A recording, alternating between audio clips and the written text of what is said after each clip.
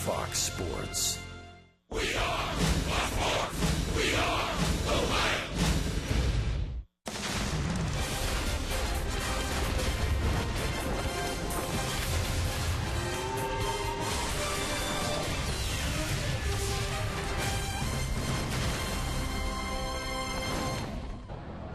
Well, lately the Baltimore Orioles have looked like a runaway train. They have won 17 out of their last 22 overall. They won the first 2 games in this series, and the Indians will try to avoid the sweep in the finale here tonight.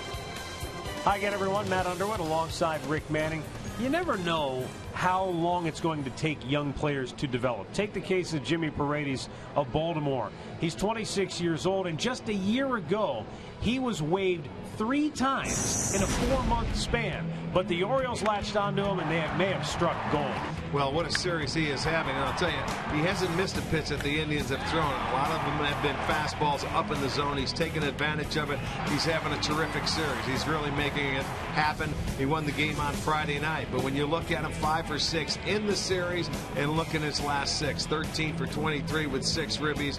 And he's in that spot where Jones wasn't playing in the first game of this series, but he filled in nicely. He's back in there, and he's getting a lot of base hits. All right, tonight's pitching matchup, Chris Tillman will go for Baltimore. He's a familiar name. He's had a rough season, although a lot of his bad starts can be, pointed at the Toronto Blue Jays. That's one team that's given him a lot of trouble. For Cleveland, Toru Murata, and we don't really know much about him. He's 30 years old, Rick, and this is his major league debut. Yeah, his debut. He's nothing overpowering. He's anywhere between 88 and 90 miles an hour. He will change speeds. He supposedly can throw a lot of strikes, and Tillman did beat the Indians the last time he pitched against him in Cleveland. He is 1-0 in this ballpark against him in his career. All right, so that's the matchup for tonight. We're back with tonight's first pitch between the Tribe and the O's coming up next. Cleveland Indians baseball is brought to you by WB Mason, the official office supplier of the Cleveland Indians. By McDonald's, I'm loving it. By your local Toyota dealers. Visit buyatoyota.com. Toyota, let's go places. And by the injury lawyers at Elk & Elk, proud sponsors of the Cleveland Indians. Call 1-800-ELK, Ohio.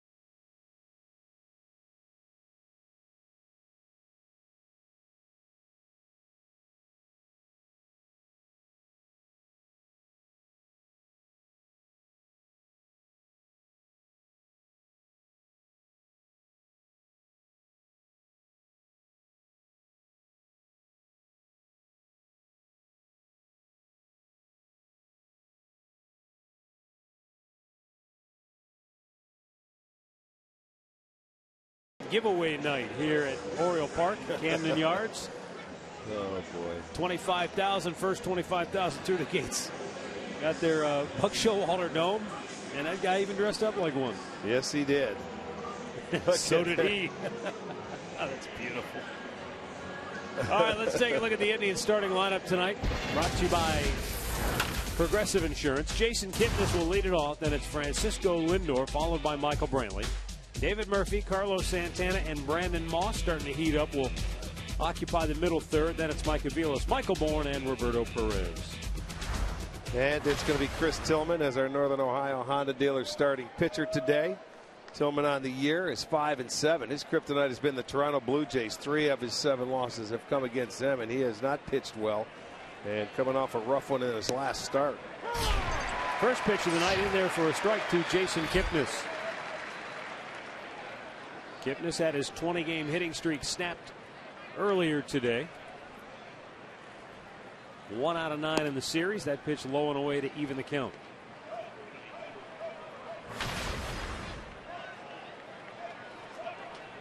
Tillman making his 7th career start against the Tribe. He is 3-2. Up and away 2-1. He beat the Indians back on June 5th in Cleveland, went 6 1/3, gave up 6 hits and a couple of runs. That snapped a 6-game losing streak for him. Fouled right back, 2-2. Well, with their loss earlier today, the Indians are now 33-40. And the Royals have just beaten Oakland. So the Indians now 11.5 games in back of KC in the division. Swung on and with Kipnis strikes out to start the game. Let's check the Orioles defense behind Tillman tonight. Brought to you by Chrysler. It's going to be Snyder in left field. Lowe gets the start in center in game 2. Davis is again in right. Machado at third. Hardy at short. Flaherty at second. Parmalee at first, with Wieters getting the start behind the plate. Ron Campo will call the balls and strikes. Vic Carapazza at first. Brian Knight at second. Toby Bassner down at third. Francisco Lindor takes ball 1 outside. Lindor 2 for 8 in the series.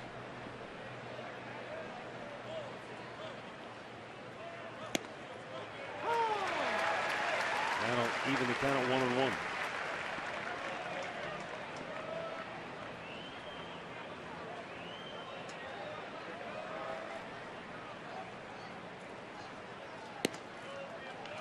Lindor 0 for 3 with a walk earlier today.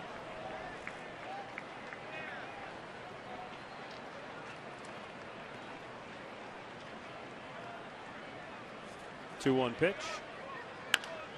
Back out of play. Buck Showalter saying earlier today that a lot of guys will tell you that when you wake up in the morning knowing you've got a doubleheader, you'll just as soon take a split and move on. But he said, I'm not feeling that way now. Well, anytime, that's why that first game is so important. Then you go for the kill. It is tough to win 2 games in one day against the same ball club. Everything has to go your way. But you're right. They're on a roll. They've been playing very well. And then you get that feeling when you get game 1.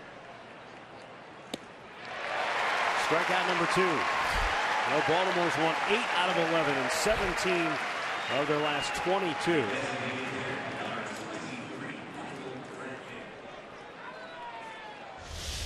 And our window system's game time temperature is 74 degrees. Just a beautiful day all the way around here in Baltimore. Clear skies after mostly cloudy conditions earlier today.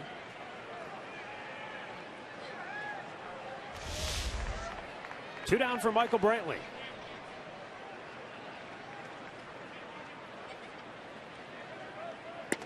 And a fastball strike.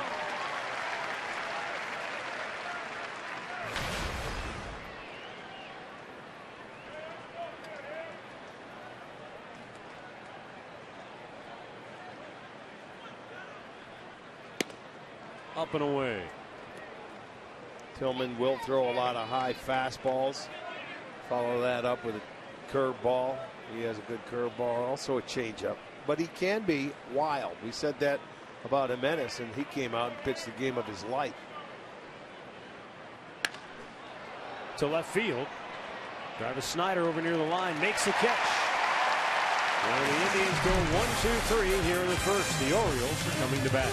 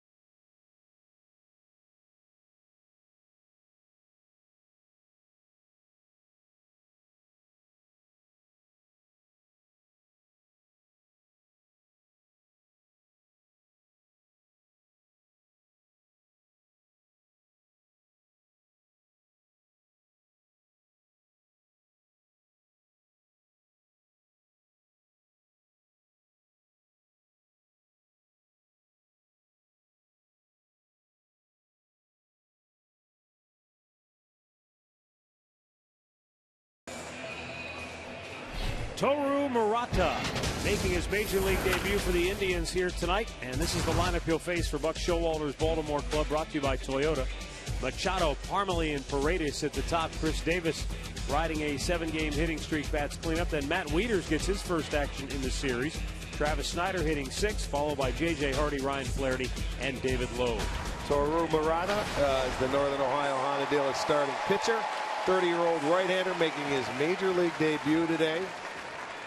And, you know, he has pitched all over. You can see games at AAA, 13 starts, 5-3 at 270. Nothing overpowering. Fastball, curveball, slider, change. He features it all. He's going to be going up against a pretty tough lineup today. A little bit low, ball 1.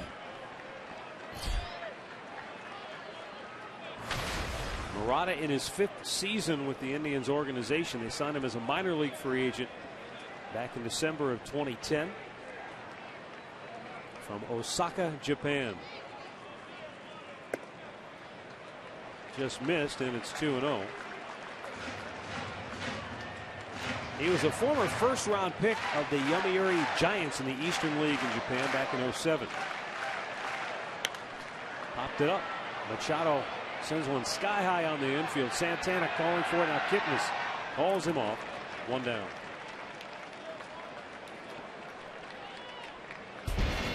Let's check out the defense for the Indians tonight. Brought to you by Chrysler. Murphy in left, Bourne in center, Moss in right. Aviles at third, Lindor at the shortstop, Kipnis at second, Santana at first, with Perez doing the catching. 1 down for Chris Parmelee.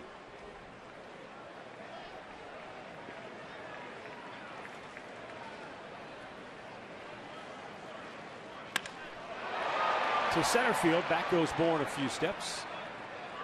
2 down. Our keys to the game are brought to you by Wayside Furniture. For the Indians hitters, lay off the high heat from Tillman. And for Toru Murata, hopefully he can settle in early. He's pitched 6 or more innings in 10 of his last 11 starts in the minors this year. Well, the good news, too, for Cleveland is that Trevor Bauer went 7 in the opener.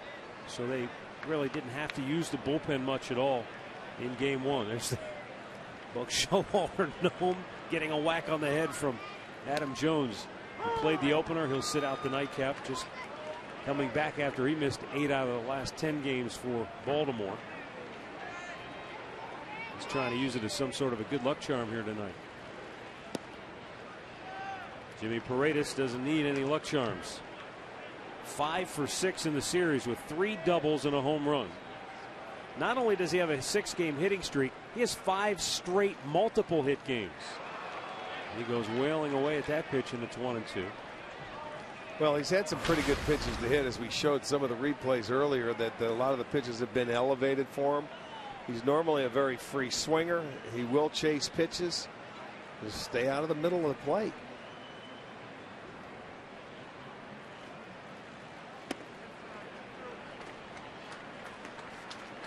Two balls, 2 strikes.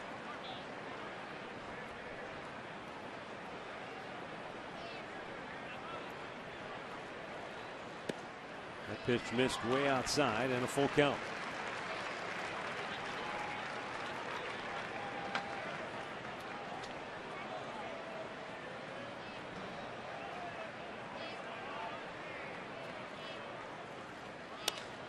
Popped up, shallow left. Over is Murphy, and he'll make the catch. And the Birds go 1-2-3 here in the first. We are scoreless after 1.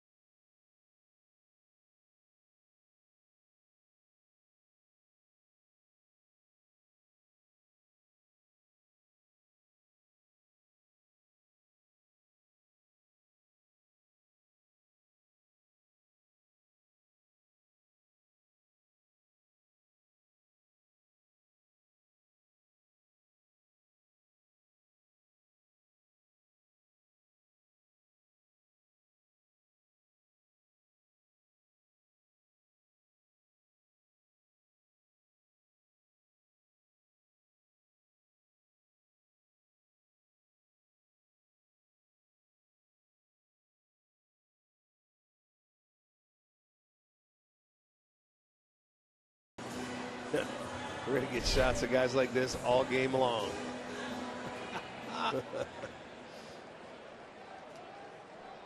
Second inning, David Murphy, Carlos Santana, Brandon Moss for the Tribe. This was actually supposed to be the game from yesterday, right? Correct. That was the giveaway yesterday, but the rain out.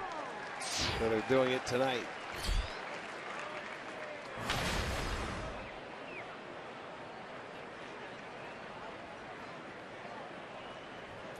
The 0-1, low and away. And I'm pretty sure they were expecting a big crowd yesterday, and some folks might not have been able to rearrange their plans and stick around for tonight's game. Right, they were sold out.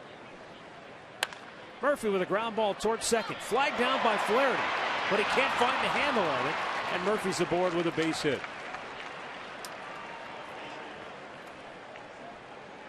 Remember, he made a play like that.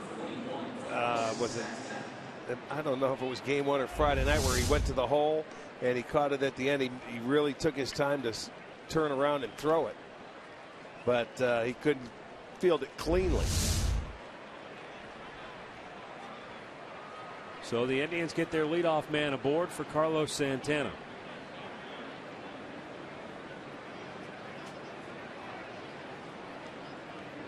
Santana 1 for 8 in the series. The one hit was a home run on Friday night. Ball at, as Andre said, picked up 14 inches off the ground. 14.1. Okay, that's right. Getting technical. I don't know how they come up with that. Andre did. He had his own ruling. That type of stuff out, guys. How did you get 14.1, Andre? There's certain websites you can go to, and you can figure it out if you stop. I know computers are a little bit big for you right now. Yes, they are. I'll stop by your room in Tampa and show it to you. All right? Would you please? You got it. Now the 1-1. Driven to left center field. Back is Snyder on the warning track. Makes the catch about a stride in front of the wall. And Murphy retreats to first. 1 away.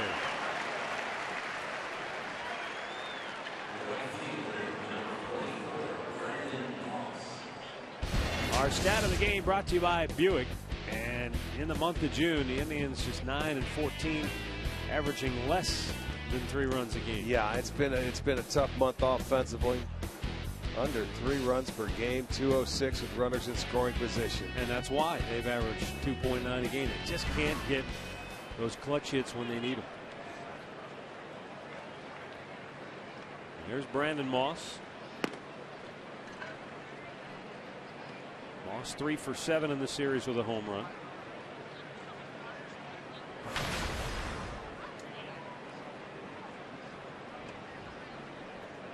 Indians only managed 4 hits earlier today in a 4-0 loss to Baltimore.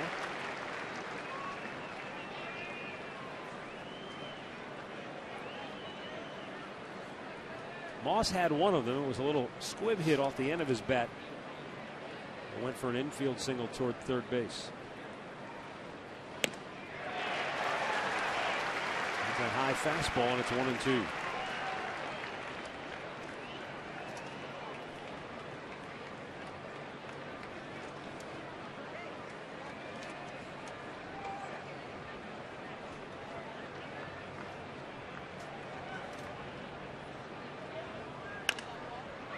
With Tampa Bay's loss earlier today to Boston, the Orioles are just a half game out of first. So if they win tonight, they would move into a tie for first place in the AL East.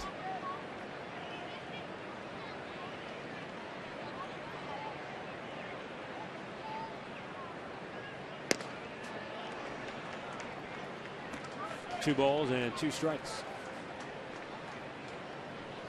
Take a look at the standings updated at the moment. Things are really tightening up there, aren't they? The only one out of it really right now is Boston. Foul back.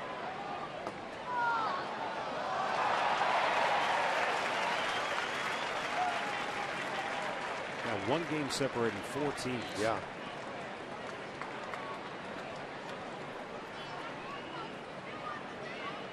Murphy at first with a 1 out here in the second inning.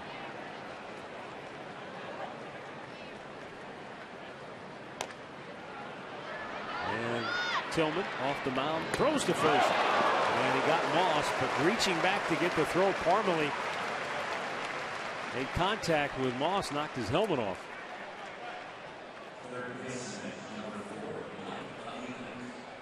Murphy to second, 2 down.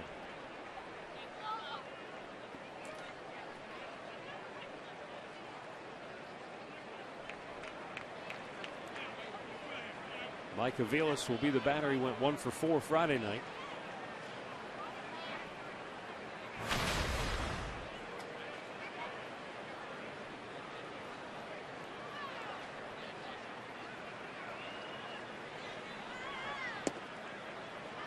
Down low for ball 1.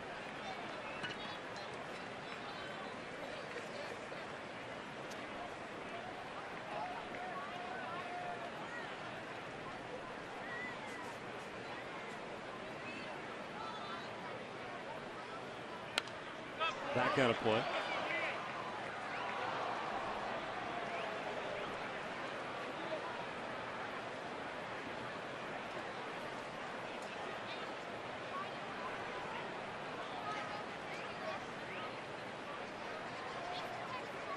Aviles batting .279 on the year against right-handed pitching.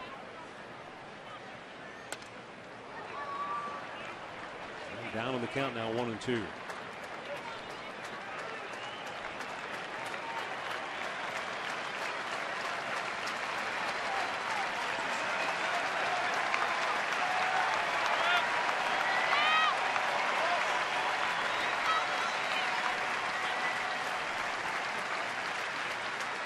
Upstairs.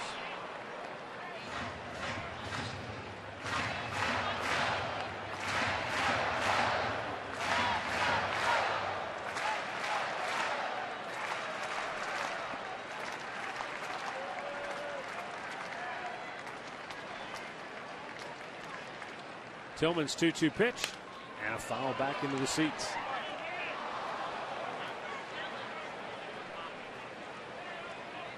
Mickey Callaway going over the hitters with Toru Murata.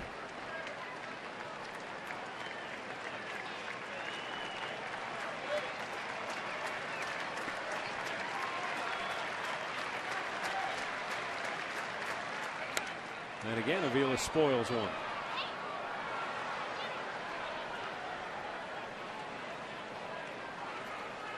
Well, you get to 2 strikes, and right now Aviles doing a nice job of fouling off some pitches. Hopes he can find one that he likes here.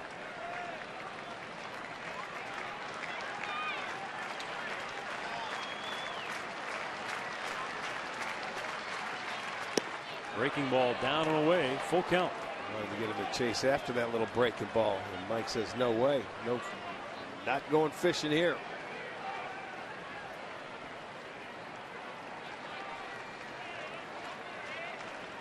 Michael Bourne would be next.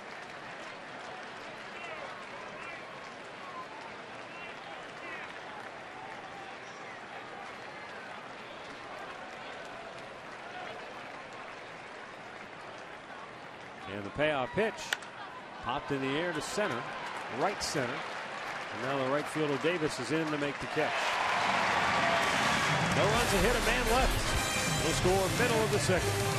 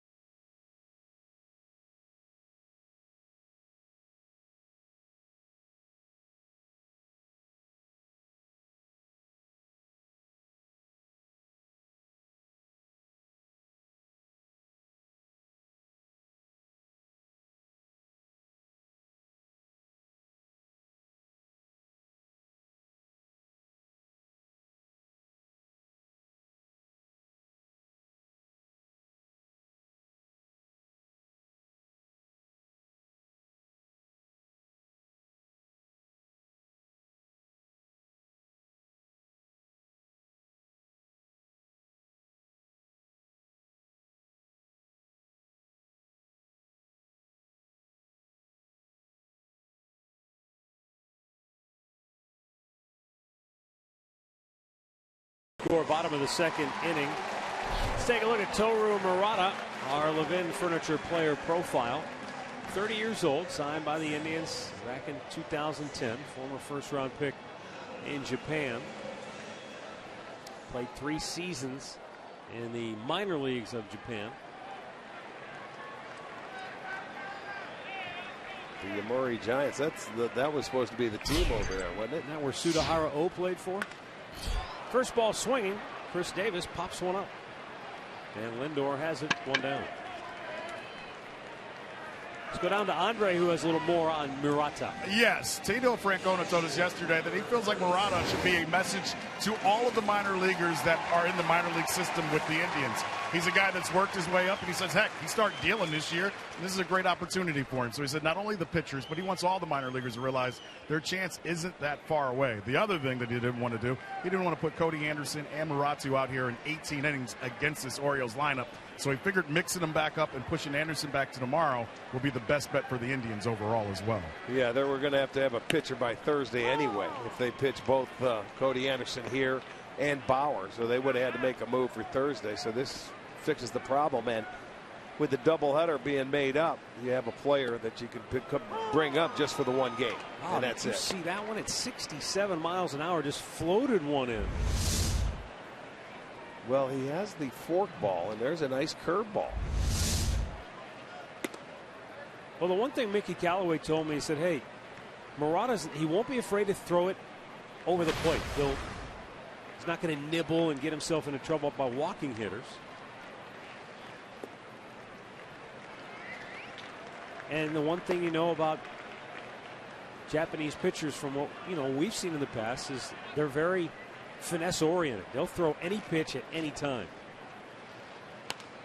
Look at that. That's the fork ball right there going down and away. Murata is the 4th Japanese pitcher to pitch in a game for the Indians. Masa Kobayashi, Tomo Oka, Kaz Tadano, the others.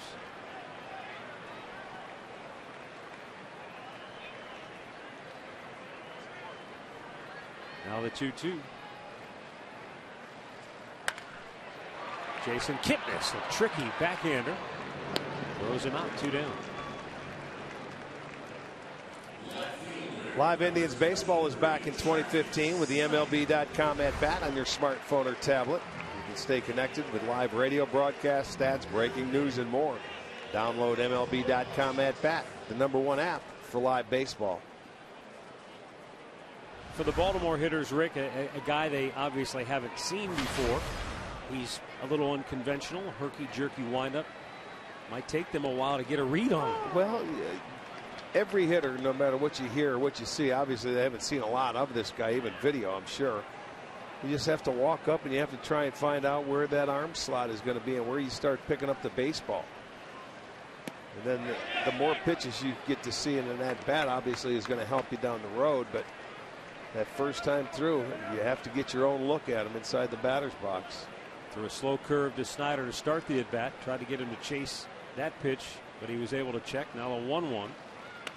Got it in on his hands.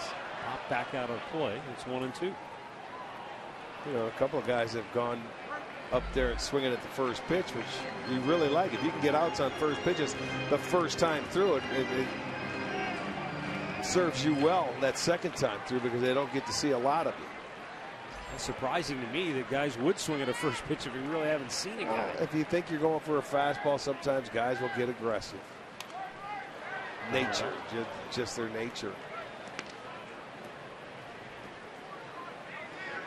Snyder on Friday night was 0 for 4 with 3 strikeouts against Corey Kluber.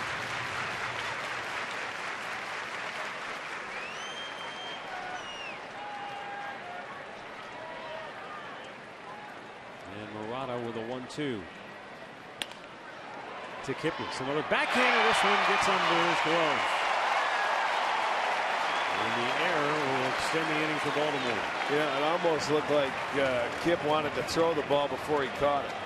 Setting up to get it ready, and it just goes under his glove. He made the play off Wieters, and it was a tougher play, and he can't believe it. He's going to look away.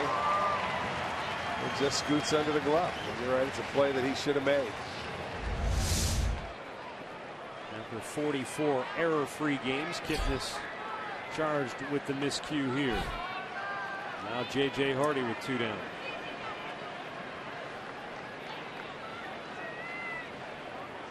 Our first look, Murata out of the stretch, and he misses outside, ball 1.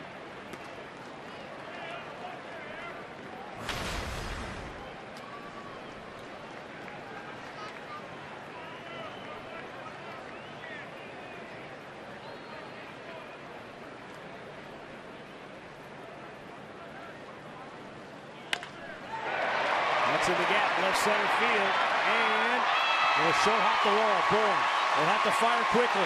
He hits Lindor perfectly. He gets off the throw of the plate, and they'll chase Snyder back to third. A double for Hardy, and the Orioles threatening now with 2 down in the second.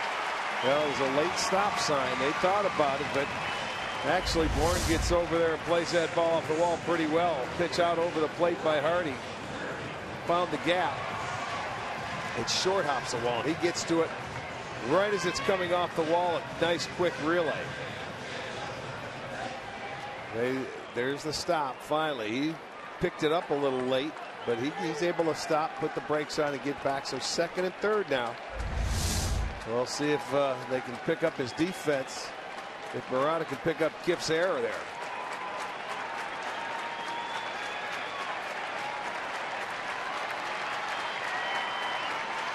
Ryan Flaherty will be the batter.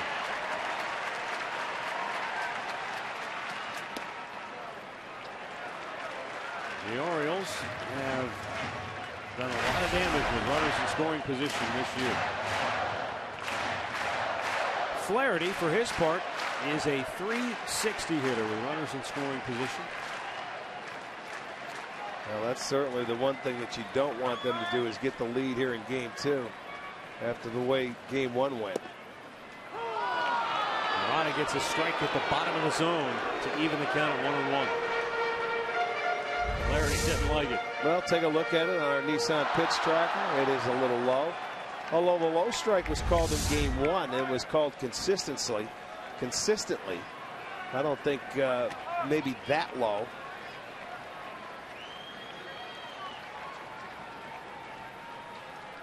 The 1-1. Hit in the hole, a base hit. Snyder scores. Here comes Hardy. Moss's throw cut off.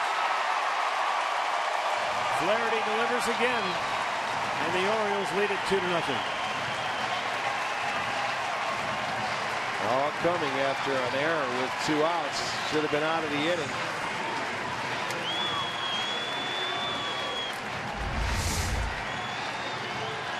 He's going to go down and hit that. Looked like a forkball. Yep. That he finds a hole between first and second. Stayed back, kept his hands back. And a 2-run RBI single for Flaherty. And Baltimore is going to play from in front in game 2 as well.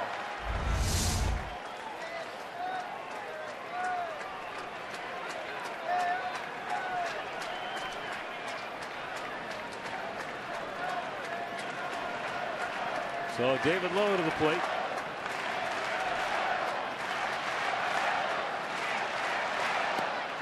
And he takes a strike.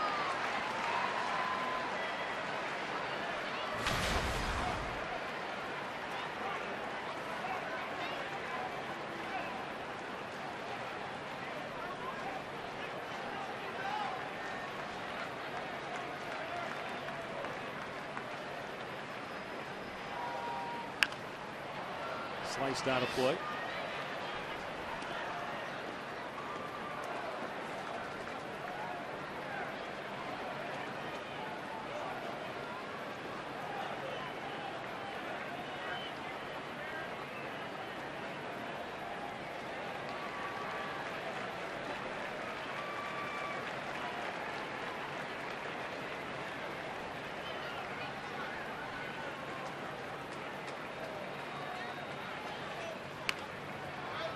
Out of plate on the left side.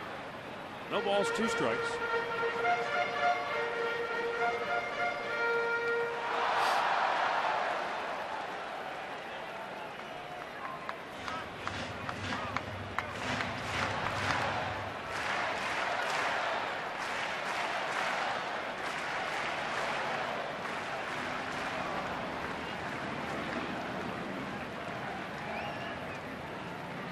Murata's 0-2, missed inside.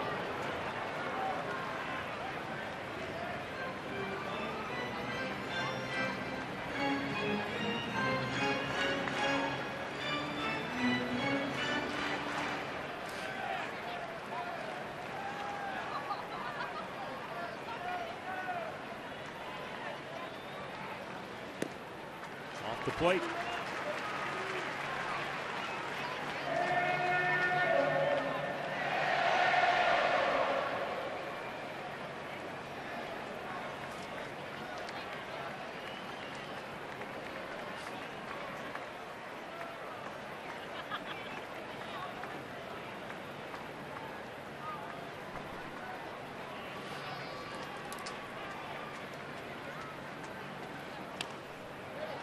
Out of play.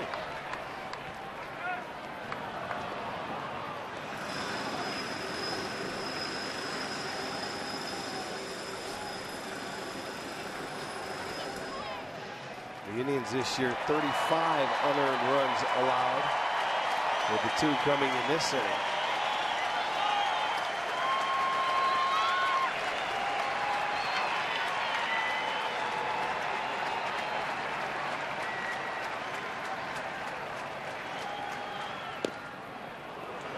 Just missed outside, and the crowd sort of gasping, thinking it was going to be a called third strike.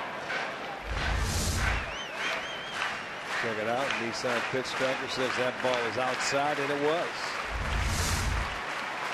So Flaherty will be off at first on this 3-2 pitch to David Lowe.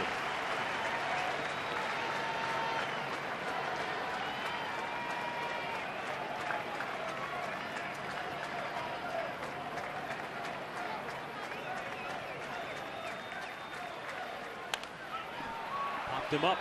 Out goes Lindor. And the inning is over. But Ryan Flaherty takes advantage of a defensive mistake. And the Orioles lead it 2-0.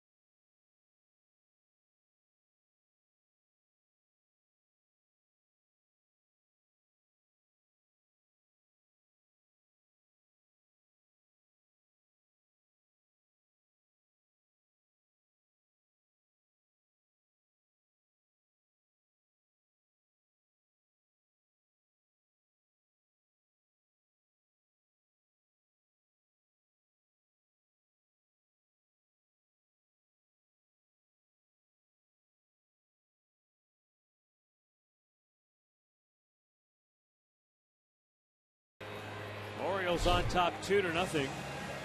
And for the Indians, Michael Bourne will lead it off. Bourne, Perez, and Kipnis here in the third.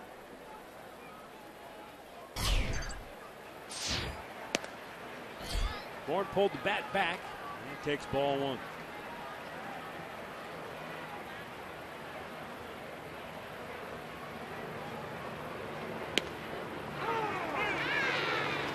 One ball, 1 strike.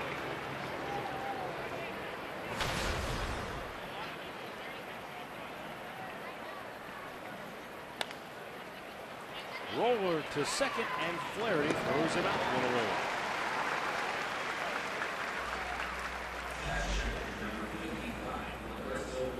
How do you think the White Sox are feeling tonight? They led the Tigers 4-0 going into the bottom of the 8th.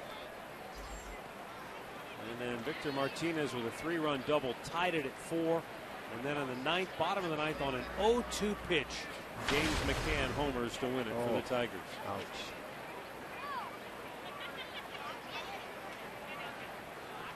Tough way to go.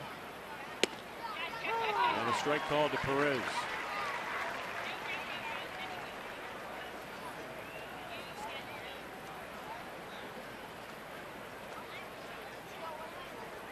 Now the 0-1. And it's down low. 1 ball, 1 strike.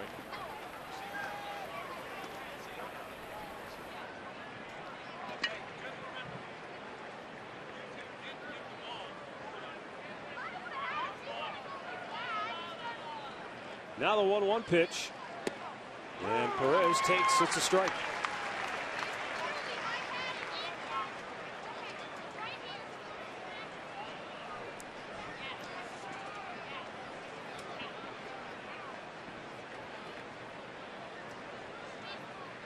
Right down the middle, over the bag at first, a fair ball. Perez on his way towards second base. Davis grabs it with a bare hand, makes a good strong throw, but Roberto is in with a 1-out double.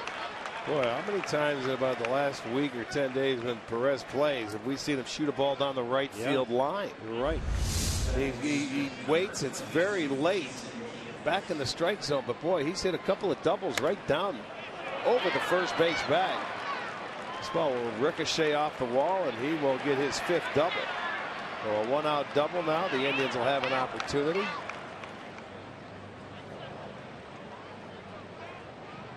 There it is, the swing. That ball was about a foot away from the glove. So now Jason Kipnis with 1 on, 1 out.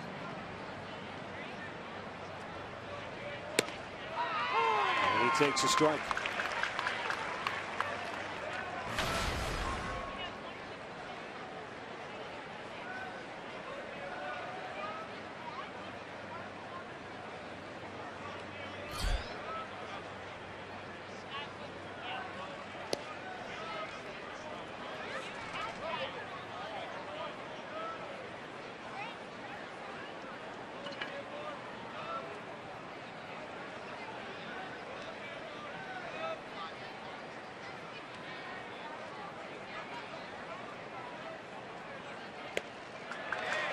Jason had his 20-game hit streak snapped earlier today, and during his hitting streak, he was 30 for 75 before today's 0 for.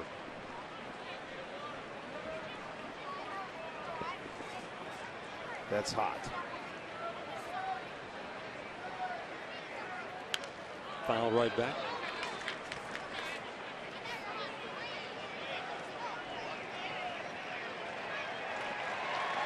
Oh, 100 hits on the year already. This is a guy that, through it all, hasn't had a lot of opportunities with runners in scoring position. He has one now.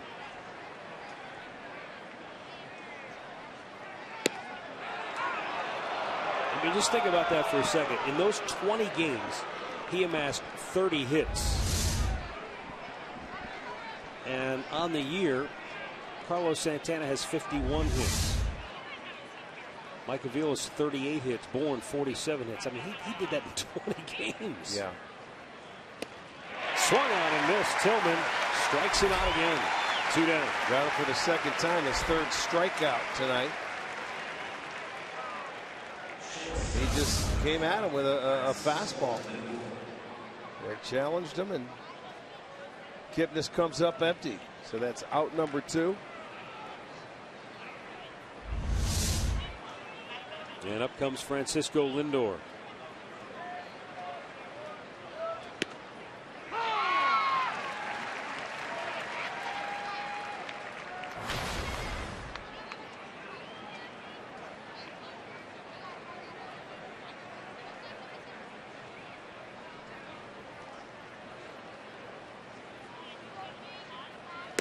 Upstairs.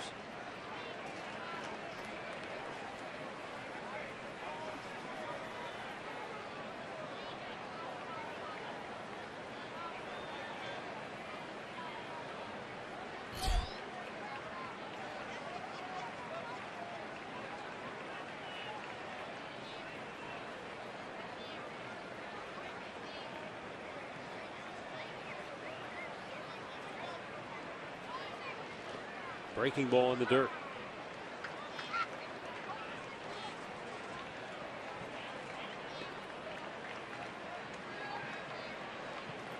That's a big target back there behind the plate. Wieters not catching every game for them. He catches, usually gets a day off. Has not been back-to-back games yet since he came back to the lineup, and that was in Cleveland in early June.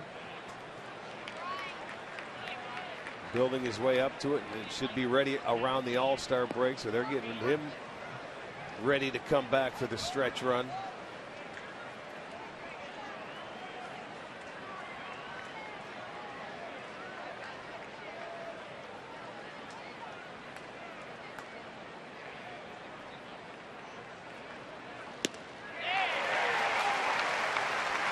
Full count.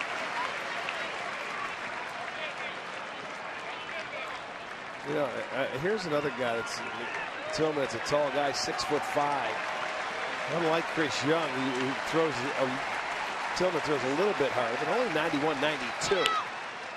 I don't know if that leverage downhill sneaks up on the hitters or not. We know it does for Chris Young. Well, he seems to pitch just above the hitting zone, though. Right. Where a hitter can pick it up and they can't get on top of it. I mean, if you cheat on it, you would think you might be able to 91, but I guess it's just elevated so much you can't right there. Fourth strikeout for Tillman.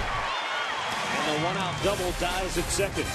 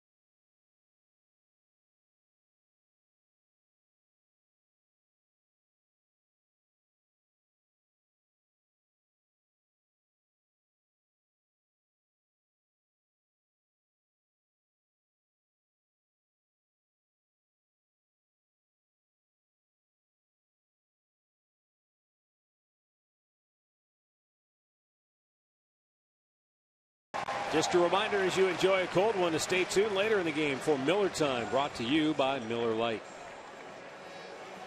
Top of the order for Baltimore, due up here in the third. Manny Machado will lead it off.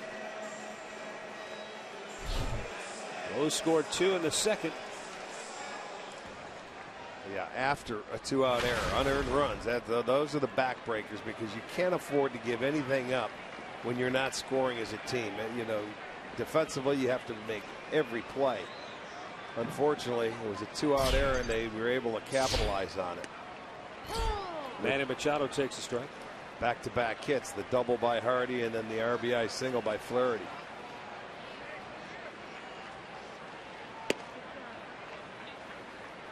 Just missed inside, 1-1. Machado riding a 9-game hitting streak. Popped up on the infield his first time up.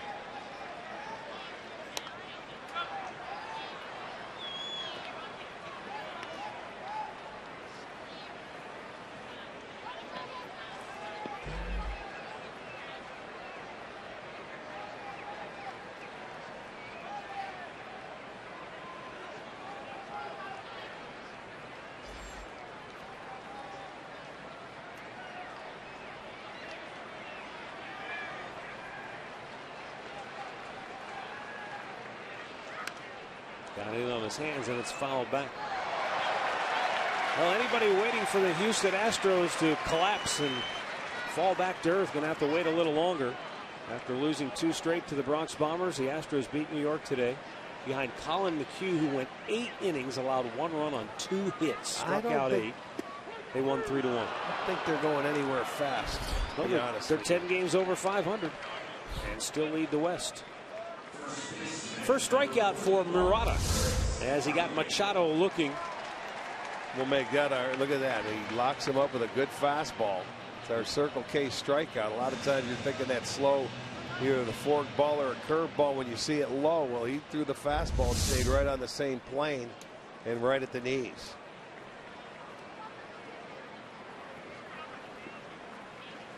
Brings up Chris Parmalee, who flied to center in the first.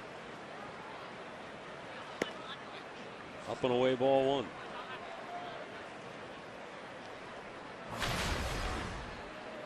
Parmalee 2 for 8 in the series with a double. Missed inside.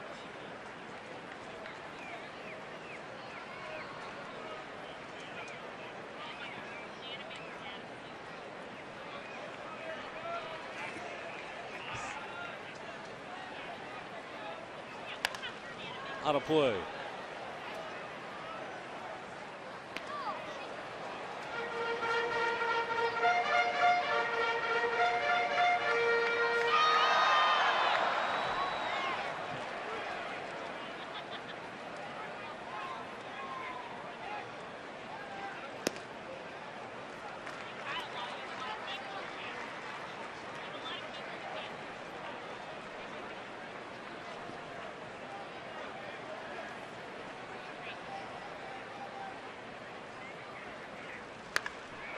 Hammered foul.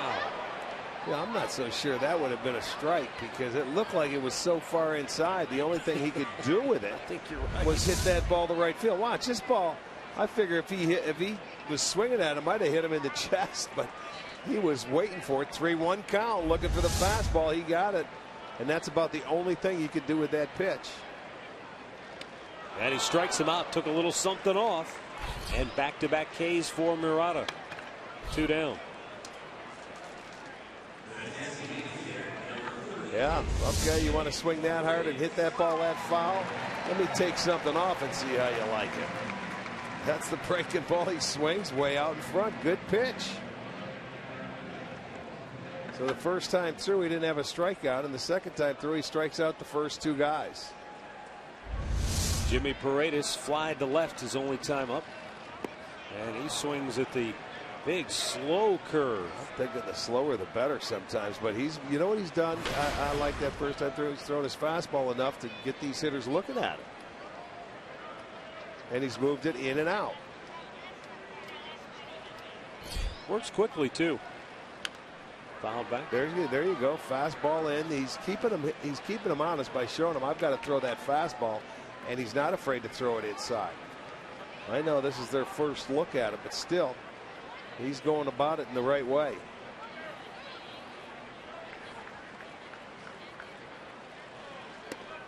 Checked on a ball that was high. Arcia in the driver's seat, featuring Jimmy Paredes.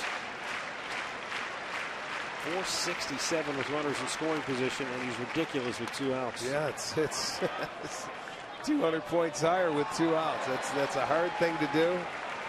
But look at that, 667, 12 for 18. Boy, what the Indians wouldn't do to have somebody like that in the lineup right now.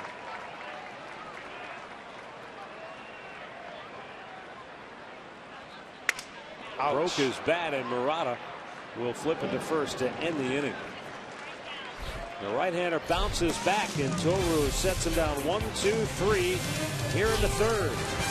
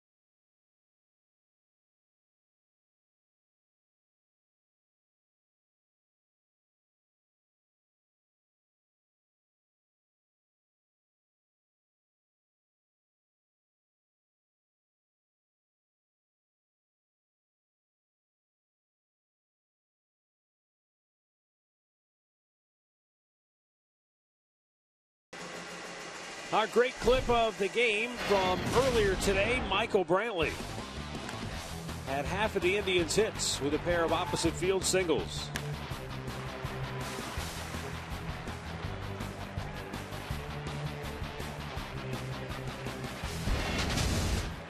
Leads off the fourth inning.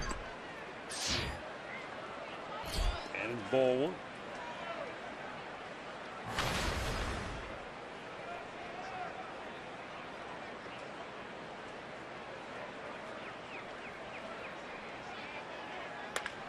Hammered foul. Boy, did he clobber that thing.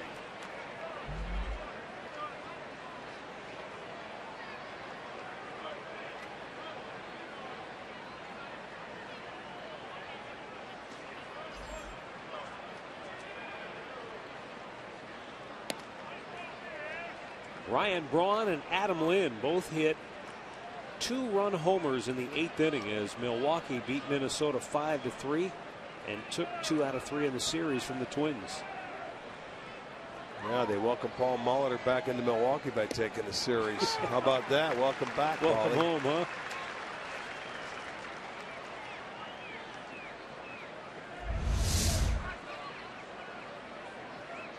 That's generous. Yes. Well, Brantley just stood up there and looked. Full count.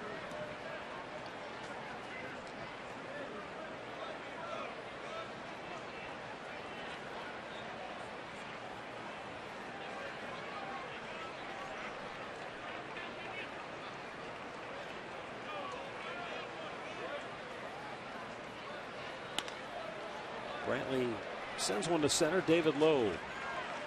1 down. Time now for a Mazda game break, and here's Al Pawlowski.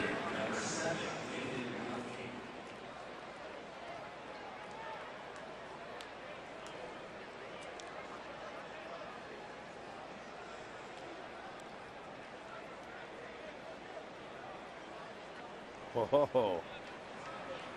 Wow, nice. Took 13 innings, but the Mets did beat Cincinnati 2-1.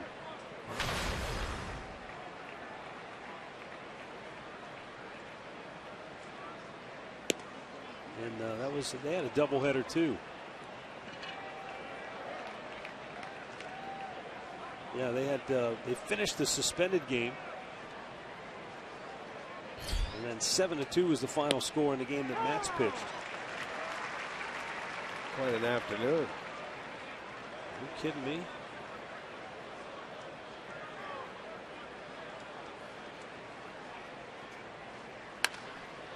Ground ball hit the side of the mound and caroms into center field, and Murphy has a 1-out single. Yeah, he is now 2 for 2.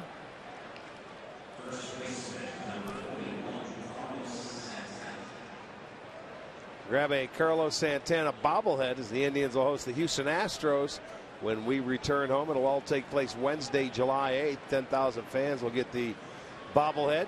Visit Indians.com for the tickets.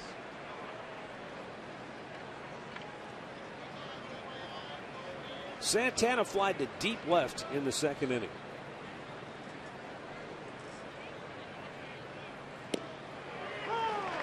And Tillman starts him off with a breaking ball for strike one.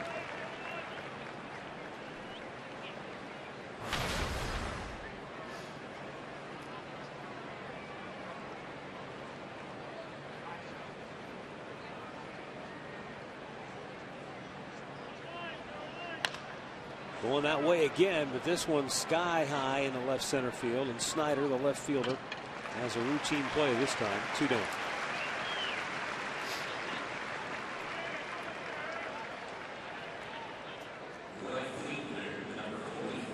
And up comes Brandon Moss.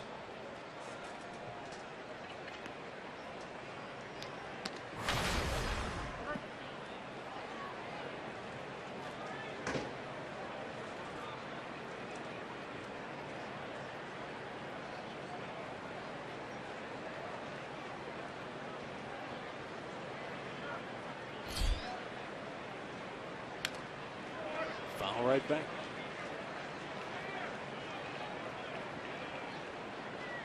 Boy, when you look at Flaherty playing second base. He is quite a ways off the infield grass. You may need a cutout man to get it to first, but he's out there.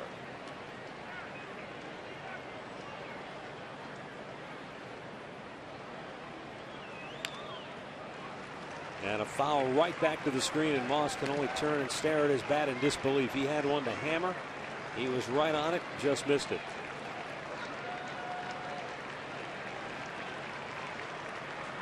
Sort of like that fly ball that ended the game in the ninth. He was right on it and just missed, hammering it out of here. We were talking with Jim Palmer in between games, and he even said that it looked like Moss had hit a 3-run homer, but just a fraction of an inch off the squaring it up on the barrel, and instead a fly ball that ended the game. Now the 1-2. Elevated it, struck him out. 5 Ks for Tillman. And the Indians trail the O's 2-0 middle of the fourth.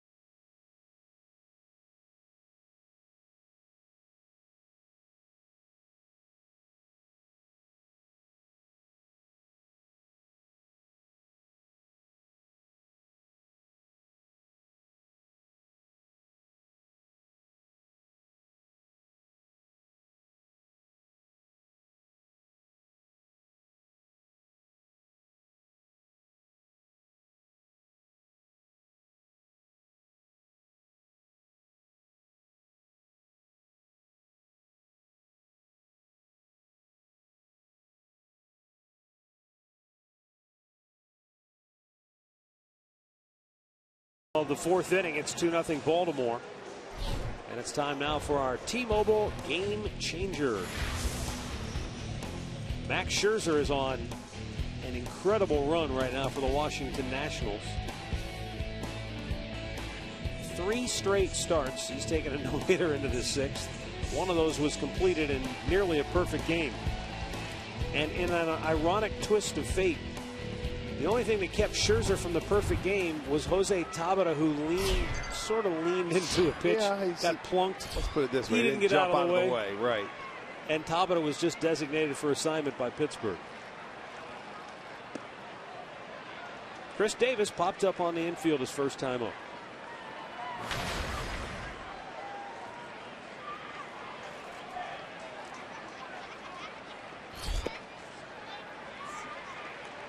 Two balls, no strikes.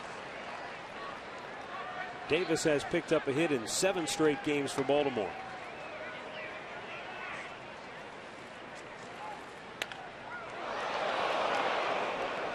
Ripped into the crowd.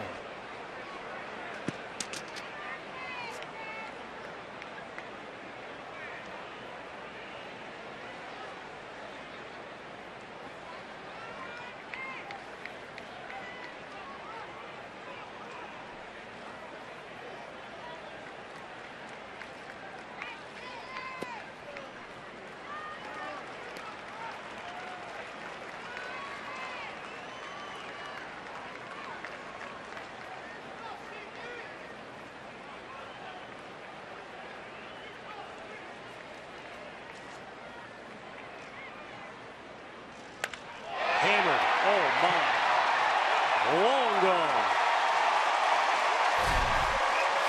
Chris Davis, his 16th home run of the season. 3-0 Baltimore.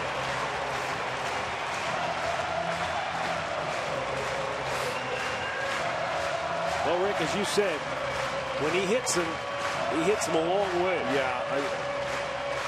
He can pop them up, he can swing and miss, but man, when he squares them up, there's little doubt. And when you find his zone and you find his nitro zone, and there it was, and the ball out over the plate, it was down about belt high. I mean, he makes it look so easy, but he generates a lot of bat speed, and it jumps off his bat, and he can hit him about as far as anybody. Matt Wieters grounded out his first time up. That's his 16th home run on the year.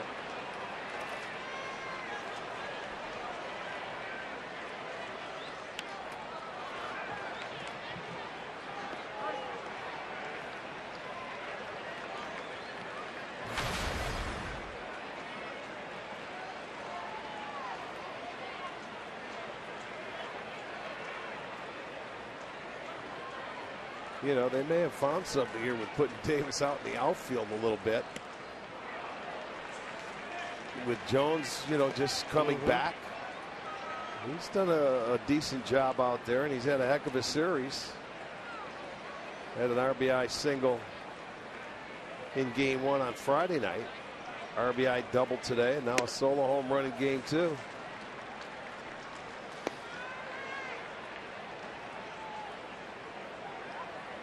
I saw him when he was just coming back, starting early in the year, and boy, did he look all messed up timing wise.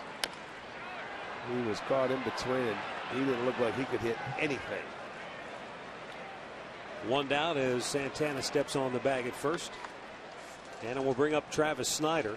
There's a great story in the Baltimore Sun today about Travis Snider and his biggest fan, a young man named Wyatt Anthony, whose dad writes for the Associated Press. Now, he used to live in Pittsburgh, so Travis Snider, when he was with the Pirates, was Wyatt's favorite player.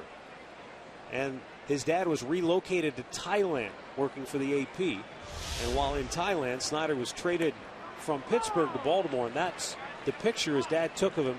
And he posted that on his Twitter account, saying 8-year-old boy in Thailand is pretty crushed today because his favorite player just got traded away to Baltimore. The Orioles saw it on Twitter, and they immediately sent a care package to young Wyatt. Snider drives one deep right field.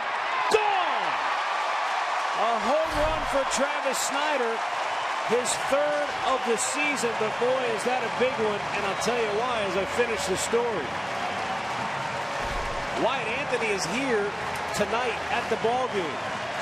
Family came from 10,000 miles away because Snider sent him a video message via Twitter inviting him and his family to come to a ball game this summer here at Camden Yards. And he came tonight, got to visit and talk to Travis before the ball game. And what do you know, he comes up and hits a home run. How special is that going to be for that young man? Well, he came out with another slow breaker ball. That's the one he hit. He slowed it down. He kept his hands back. And he put a barrel of the bat, a good part of it, on the ball. So a couple of solo home runs here in the fourth. It makes it a 4-0 ball game. It's one of those things where it shows you one way in which social media can help shrink the world.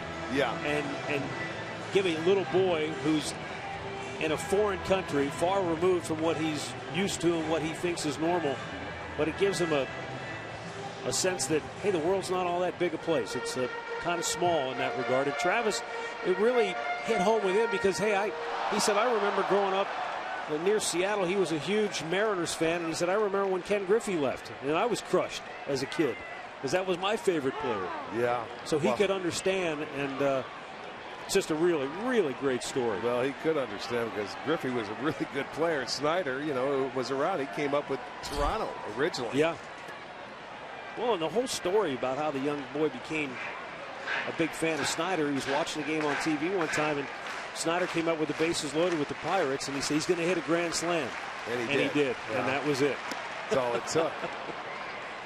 Well, good story. And he hits a home run for his little fan that's in the house tonight.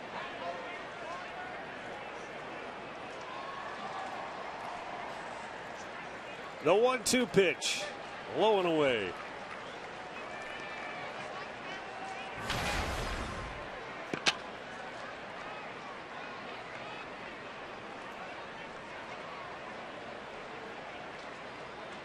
Now the 2-2 to J.J. Hardy. Low and away, full count.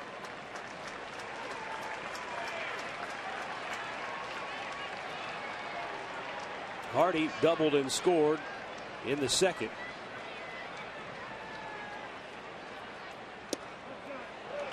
Wow. Pretty good pitch. And it's called ball 4. And now up comes Ryan Flaherty.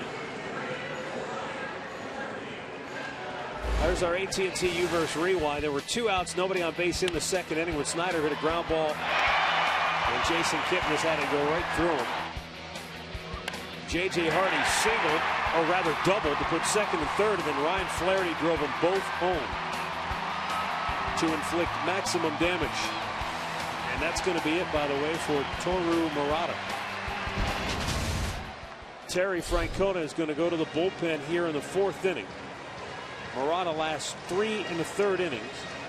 In his major league debut, he allows 4 runs on 4 hits, a couple of solo homers here in the 4th inning. The Cleveland Clinic call to the bullpen is for left-hander Mark Zipchinski, who's coming on when we come back.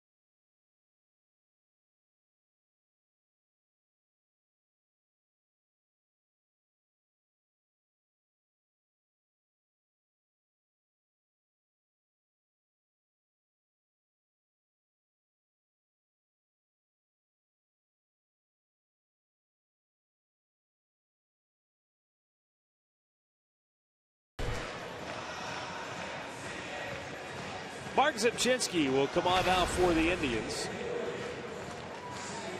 with 1 on, 1 out in the 4th inning. You got back-to-back left-handed hitters due for Baltimore. Zipchinski's 36th appearance of the year, and he's certainly hoping that this one is a lot better than his last appearance. He came in Friday night, threw 2 pitches, and Baltimore took the lead. Threw another pitch, gave up another hit, and his night was over. 3 pitches, 3 hits, and he was out of the ballgame. He's on in relief of Toru Murata.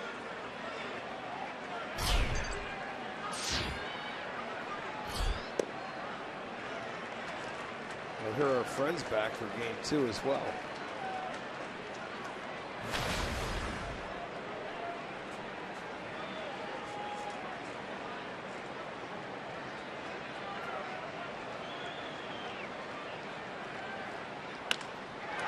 To left field. Boy, they don't waste any time when Zipchinski comes into the game.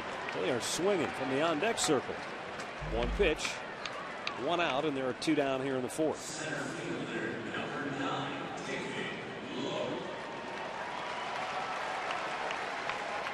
Well, when a reliever comes in and, you know, a guy that's been around, you know he's going to try and get strike 1, so why wait? Especially if it's going to be a fastball. He came up and Flaherty.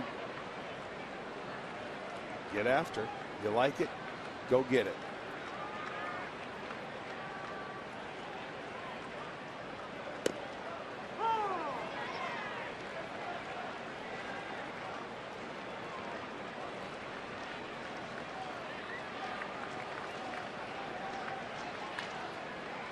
Did they take a pitch? What, yeah, Lowe took a strike. Maybe they gave him the take sign.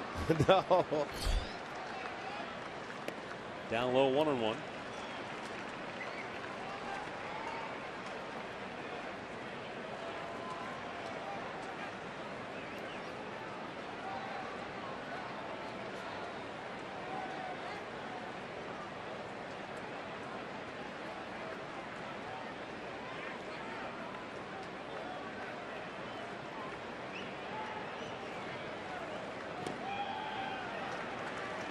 Down to the dirt, 2 balls and a strike.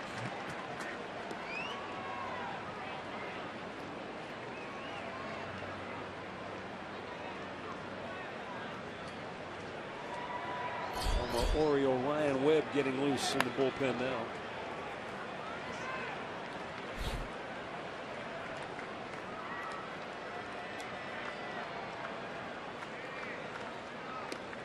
Curveball missed inside. Now it's 3-1.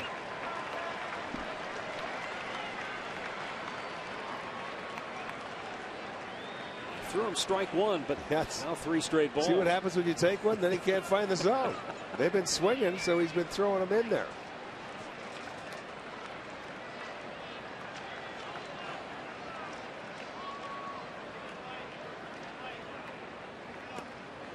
And he walked him. So 2 walks in the inning, and there are 2 on with 2 out. Top of the order, Manny Machado, and that's going to be it for Zipchinski.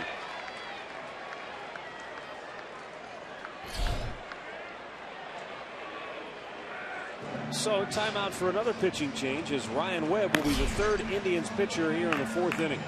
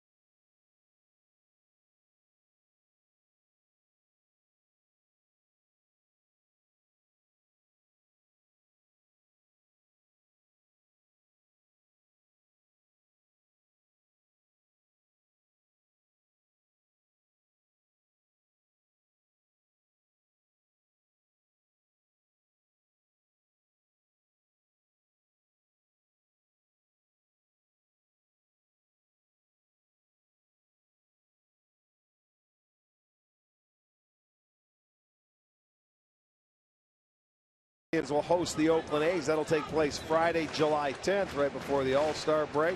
Fireworks will also be following the game, and it'll be go to Indians.com and get your tickets.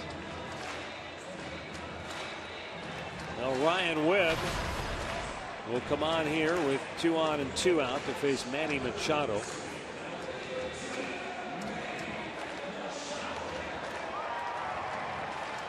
Webb's first appearance here in the series.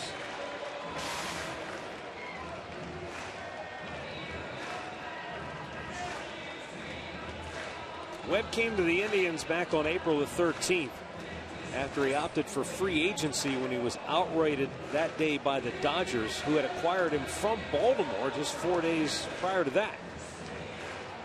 And he's done a very nice job since coming to the Indians.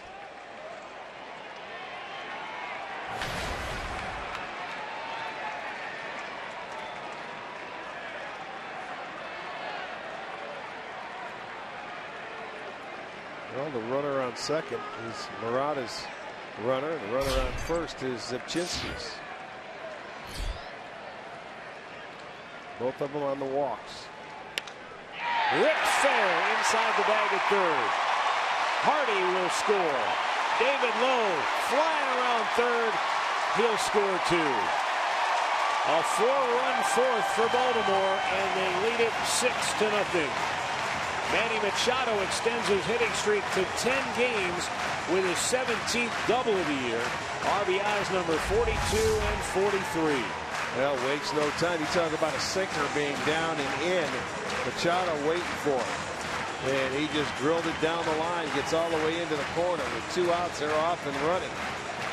And Lowe coming in from first base. He scores easily. Machado gets his 42nd and 43rd RBI and his 17th double. Well, maybe playing behind him last year, he knew what to expect when he climbed in. Now Chris Parmelee, the 8th man to bat in the inning.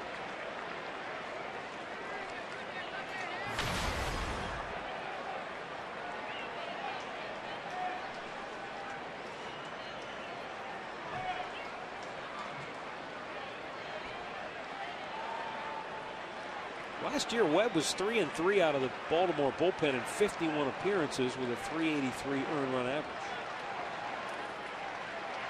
No, they know he's a sinker ball pitcher, and that's his best pitch. So you would look for it first pitch coming in. Missed outside.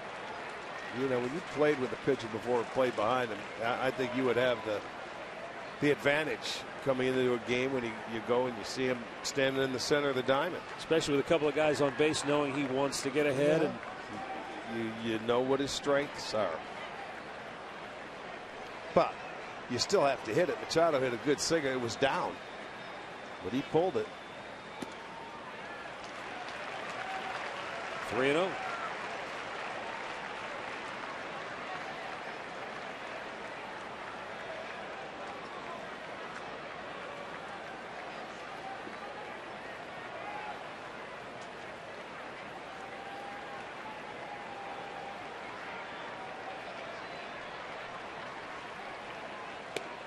Bullseye, 3 balls and a strike.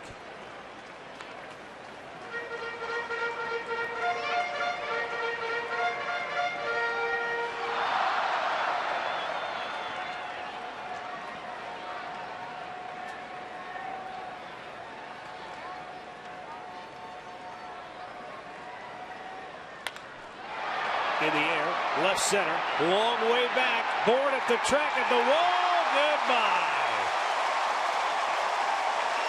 Chris Parmelee hits the 3rd home run of the inning for Baltimore. 2 more runs are in. It's a 6-run fourth for the Birds.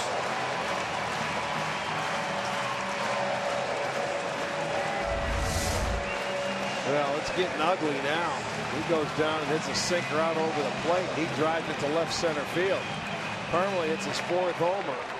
Give him 2 more RBIs. That's 6. 3 homers in this inning. A 2-run double, a couple of walks, and this has turned into a rout.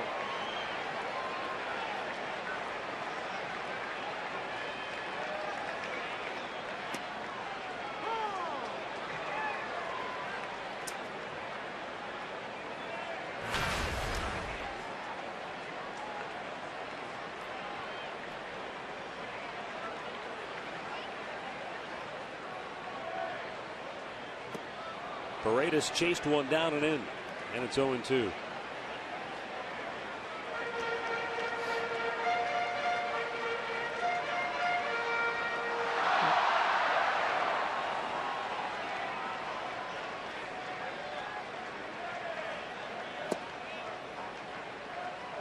And now a ball and 2 strikes. Paredes, the 9th man to bat in the inning.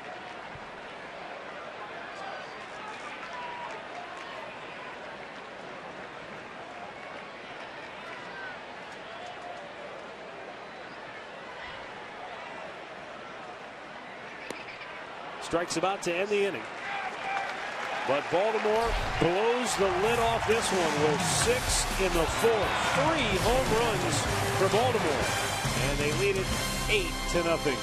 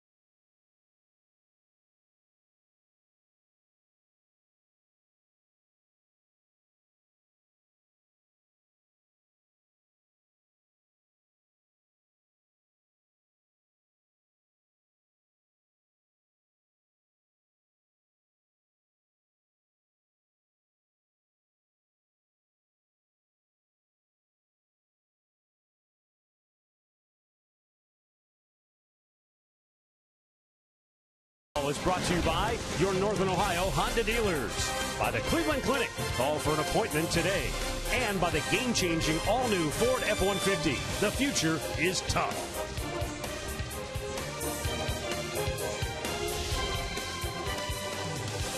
Eight 0 Baltimore as we go down to the 5th inning.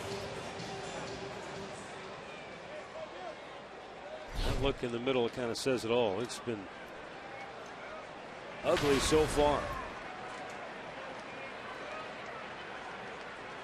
Bottom third of the order for Cleveland. Mike Aviles will lead off and takes a strike. Aviles flying to right his only time up.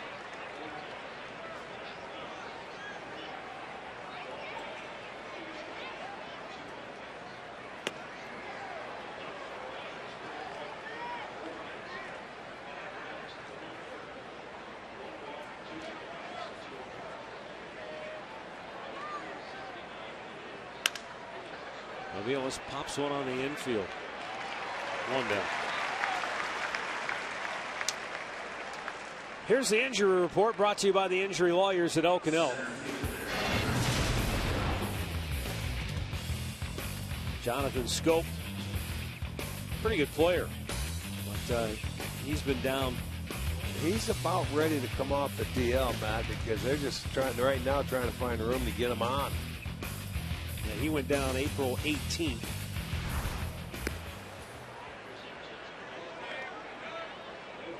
There's Jonathan Scope.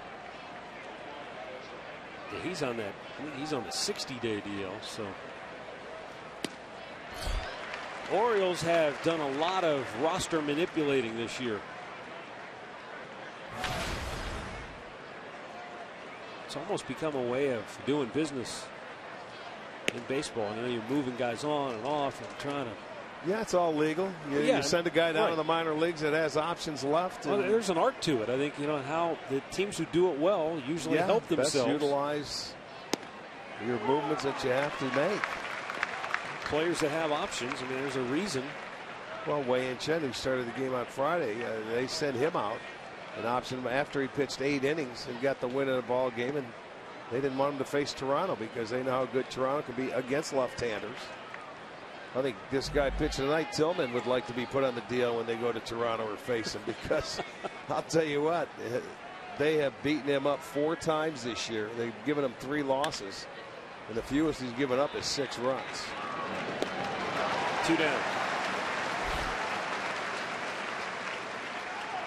Well, how many times have we talked about players who either thrive or can't buy a hit against a particular opponent? You know, there are just some teams that you don't match up well against. Yeah, they just have your number. And you're right, though. Sometimes it's just purely a matchup thing. You get a left-handed pitcher, and maybe it's a right-handed dominant lineup, and you don't have overpowering stuff. That's that Toronto team. They could score in a hurry. They could hit the long ball. They love to hit off left-handers. They are predominantly a right-handed hitting lineup. I think it was 13 times this year they have scored 10 or more runs. Today they beat Texas 3-2. If they get any kind of pitching, they would be tough. That's the key there. You can score, you can get healthy offensively when you go play the Blue Jays, but your ERA is going to take a hit.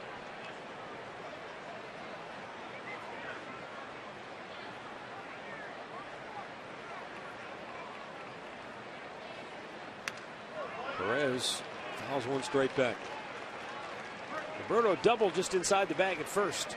Down into the right field corner his first time up.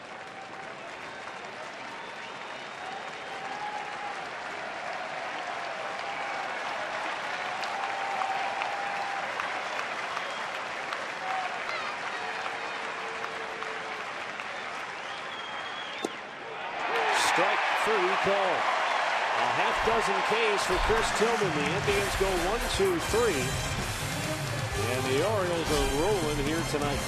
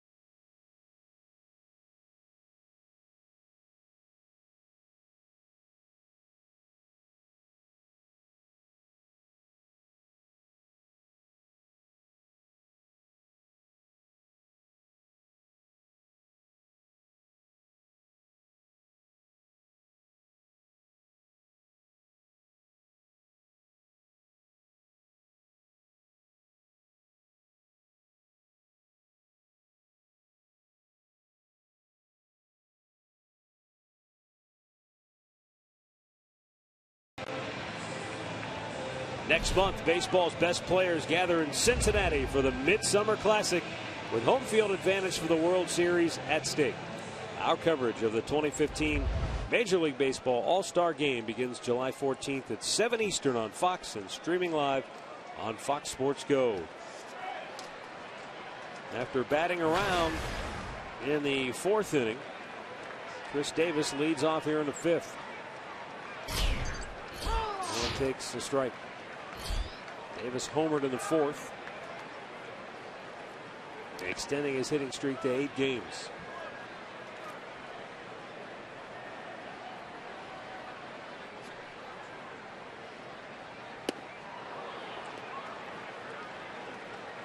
Count 0-2.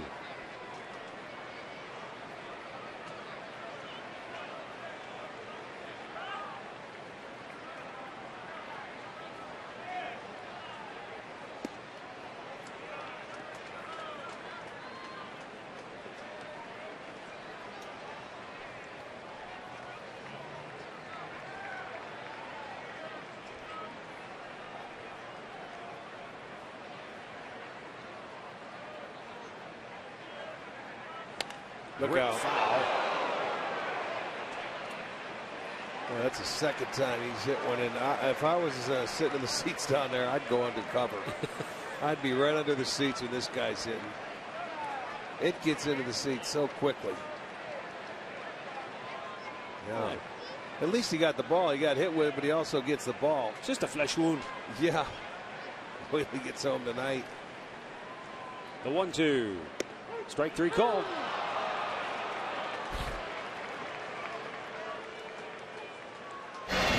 Our in-game recap brought to you by Toyota. Ryan Flaherty's 2-out 2-run double or 2-run single got the Orioles started, and then they started playing home run derby in the 4th. They homered 3 times. Davis, Snyder, Harmony all went yard, and it's 8-0 Baltimore.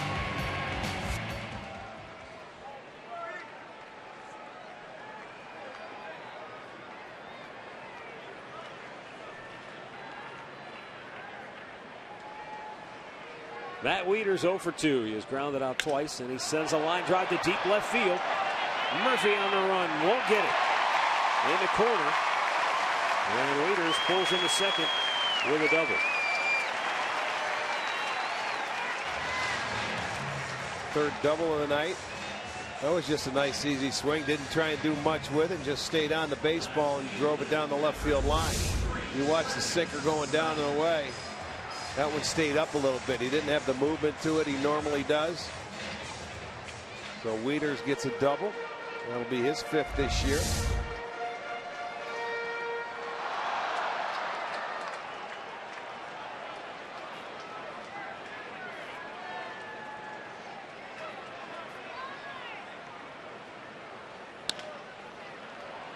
To Kipnis.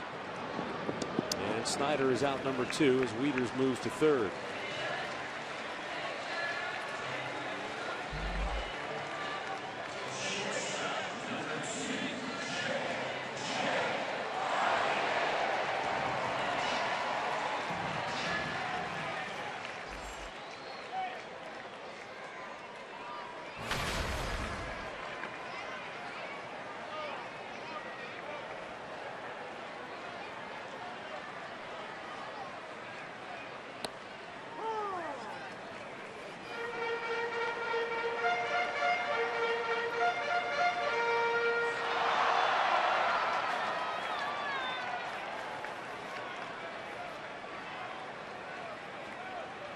J.J. Hardy has doubled. He has walked and has scored twice. So, Rick, earlier today, the Orioles had 6 hits, 5 of them for extra bases. Tonight, they have 7 hits, 6 of them for extra bases. Yeah.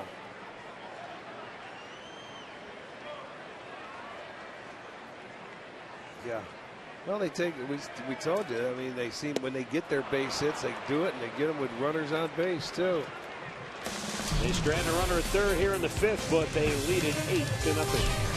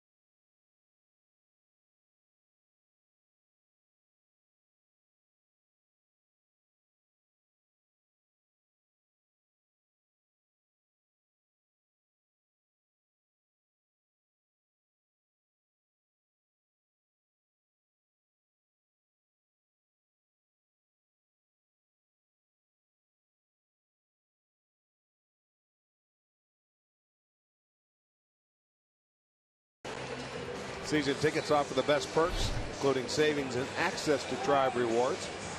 Tonight's Tribe Reward TV code is Francona. Visit Indians.com/season tickets for complete details.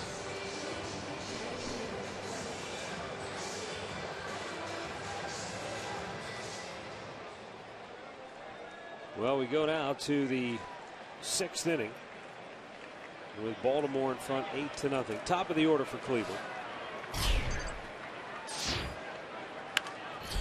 First time through the lineup, the Indians were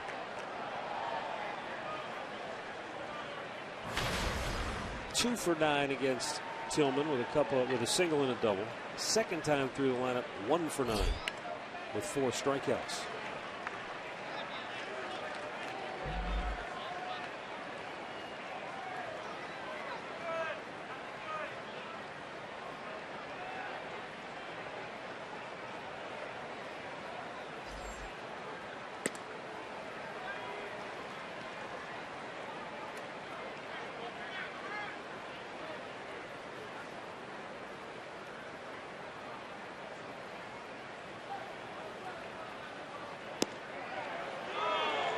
Just off the corner, 2-2. Pretty good breaking ball. He tried to go and catch the outside corner and come around.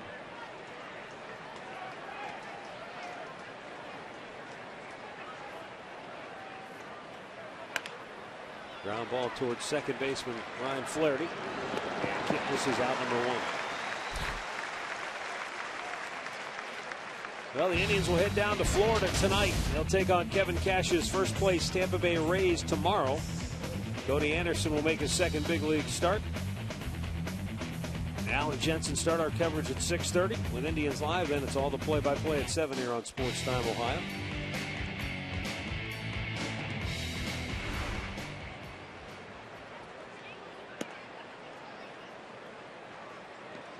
Tampa might have some company in first place, though, by the time this night's over. Boy, no kidding.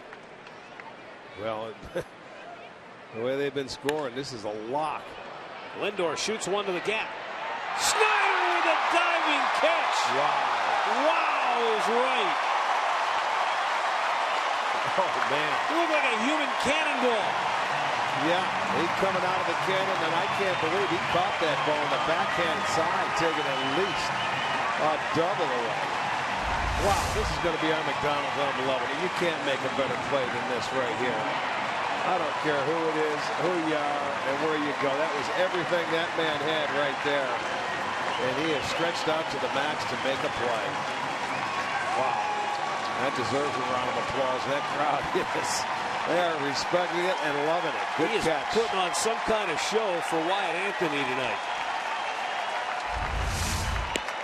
Wherever that young man and his family are sitting tonight. I thought there was no way. Yeah, wherever they are. The 0-1 pitch. Breaking ball in the dirt.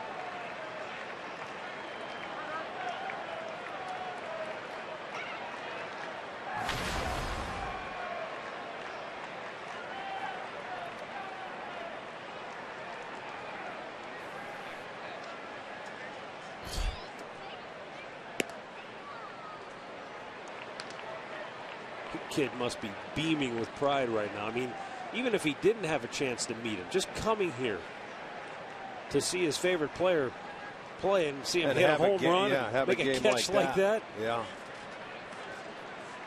no doubt. Well, he didn't play the first game, but he's making up for it here tonight in the nightcap. Now the 3-1 to Brantley. Call to strike, and Michael says, I don't know. Full count.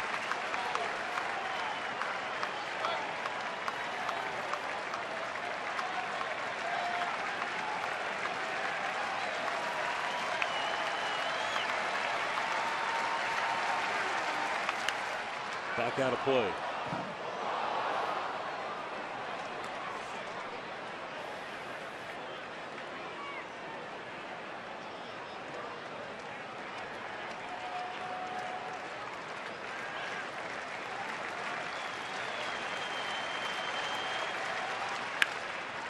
Shoots it to third. Machado. Throws it out. Third time tonight, 8th time in the doubleheader. The Indians have gone 1-2-3. And Travis Snyder with the defensive play of the night.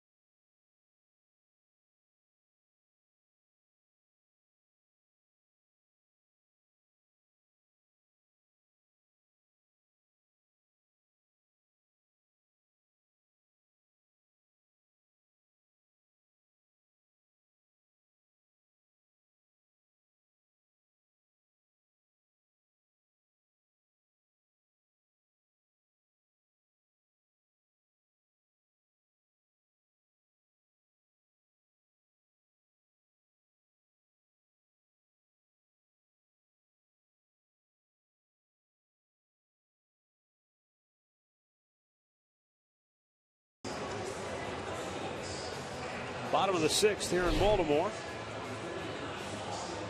And the Indians go back to the bullpen. Their 4th pitcher of the night is right-hander Austin Adams, making his 9th appearance on the year. Defensively, Giovanni Urshela comes into the ball game. He takes over at third base.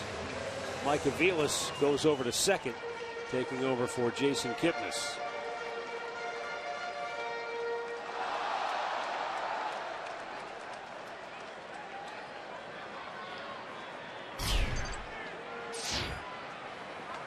Ryan Flaherty, the number 8 hitter in the Orioles lineup, leads it off. His 2-run single with 2 outs in the 2nd. Got it started for Baltimore. Flied to left his last time up.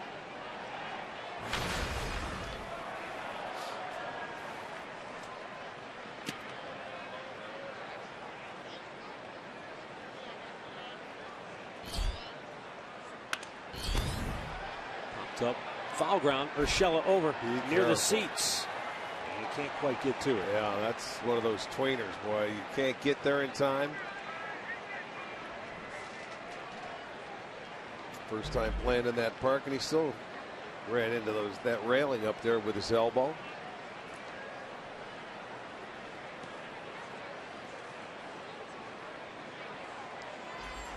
Rubbing that elbow because right at the top of that padding is that's a stone wall. As you see, they got the brick and then the stone cap.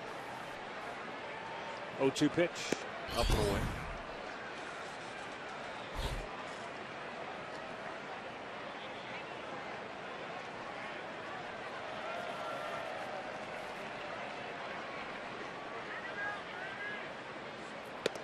Strike 3 call on the breaking ball. 1 away.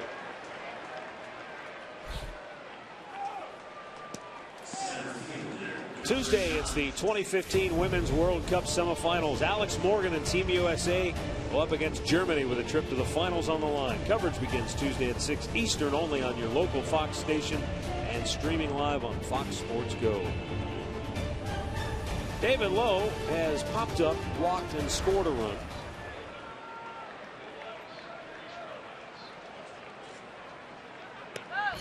And Adams delivers a strike to get ahead.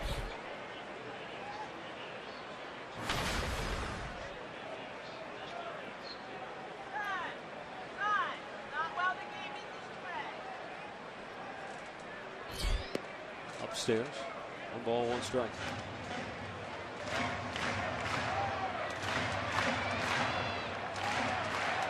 That was the big 6-run 4th inning, and that's what Baltimore's been able to do. They've been able to have some big innings in this stretch that they've been playing. They've averaged about 6 runs a ball game over their last 17 wins. But their problem is when they do have a big inning, they seem to give it back with big innings of their own, but they haven't done that in this series.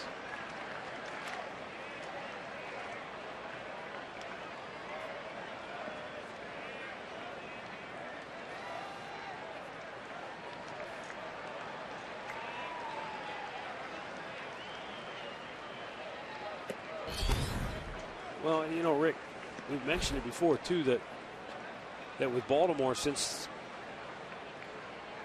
the end of April, their bullpen, they're not giving it back. Their bullpens are lights up. You're right, but the starters have been. They can iron that out, then they've got a chance to be in this to the end. And the East gets away, and he's going to be aboard. They strike out in a wild pitch, I believe.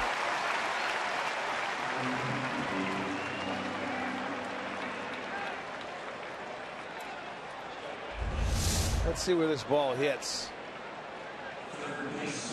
Maybe right out in front, or it might even hit the plate. Hard to tell right there, but it skips by. And it will be a wild pitch. See, that's another one that stayed down. Gomes got tricked by 2 balls today like that, where you thought it was going to bounce a little bit higher than what it did. So it gets underneath, and he will reach first base on the wild pitch.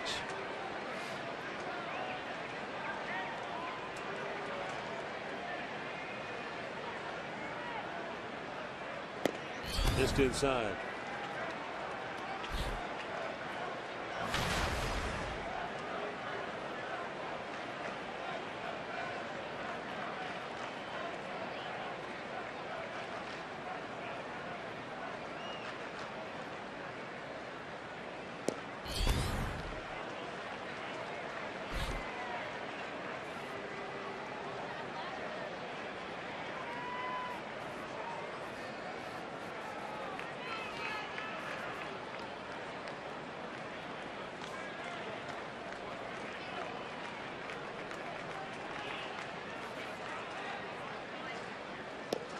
Down low.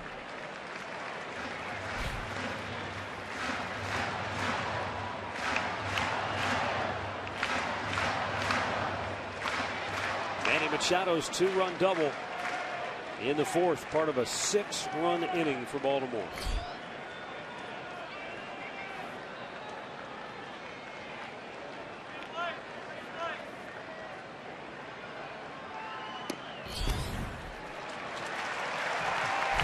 It's a walk with 2 with 1 out. Chris Davis started that inning, the 4th, with a solo homer. And then Travis Snyder connected.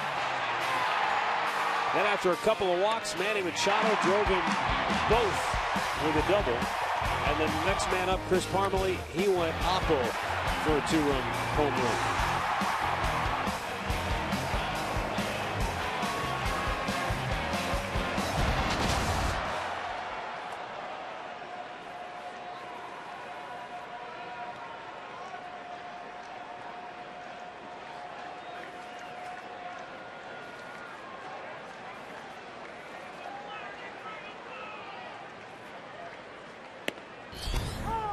Strike is called. Yeah, that pitch that we showed Parmelee hit out of the ballpark was a sinker down and away. You could see he stayed on and stayed on the pitch and hit a pretty good pitch the other way. If I'm Austin Adams, I would definitely pound him hard with fastballs up.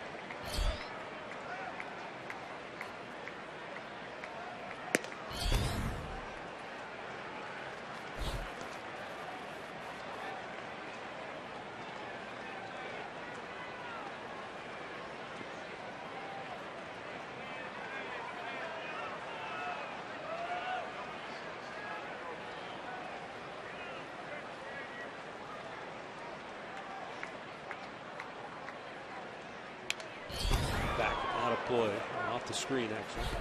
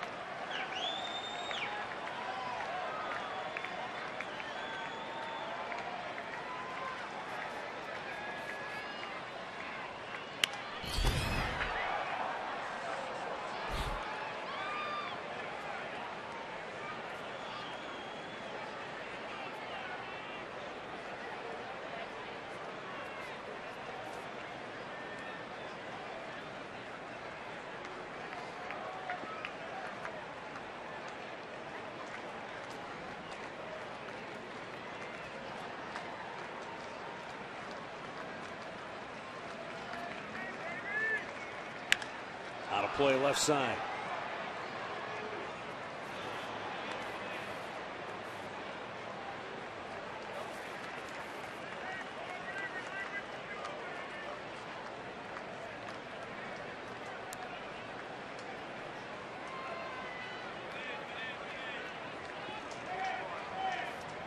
Baltimore 3 for 5 tonight with runners in scoring position.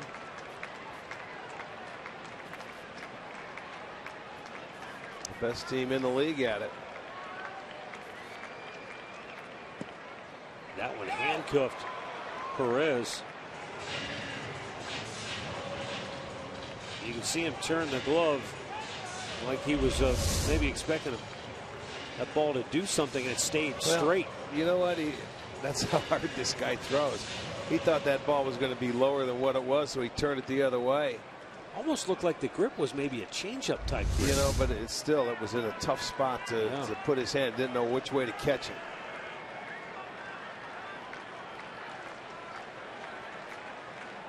The 2-2. Nubbed up the third baseline foul. Well, that one might have been a changeup, huh? Believe so. Guy throws as hard as Adams. You know, you're expecting a changeup. You're expecting a lot of variation. Every once in a while, he might not get the kind of speed variation you're thinking. Well, let's take a look. Yeah, that looks like a changeup grip. Looked like 3 fingers on that ball.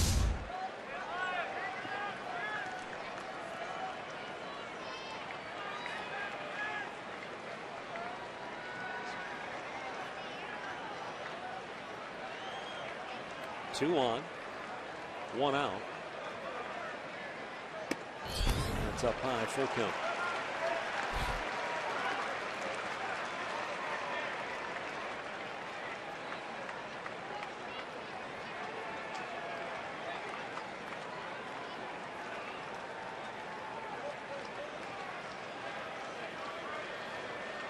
Paredes waits on deck.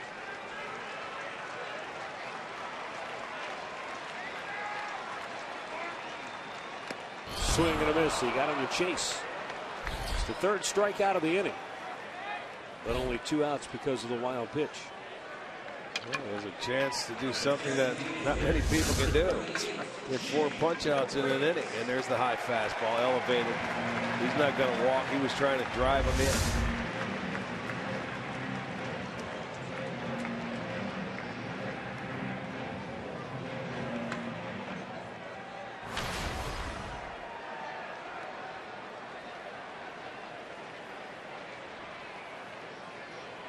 Now you have to deal with the best at it in this situation with 2 outs. 12 of 18 with runners in scoring position.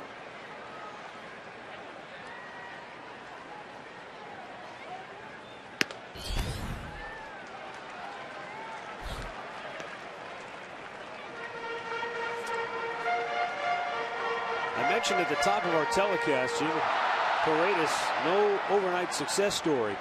A year ago, he was waived 3 times in 4 months. Once by the Orioles. He was waived first by Miami, then by the Orioles, and then Kansas City had him. And he came back to Baltimore right before the trading deadline last summer, July 24th.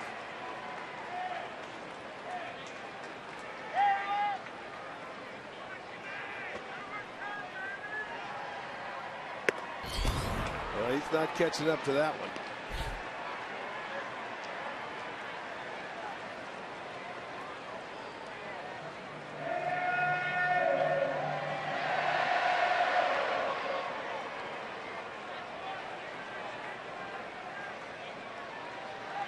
One ball, 2 strikes, 2 down.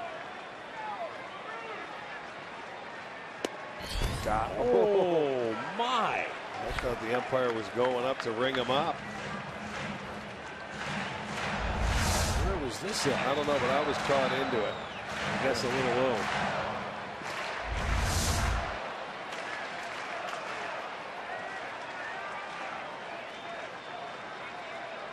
Now the 2-2. That foul right back. 98 miles an hour.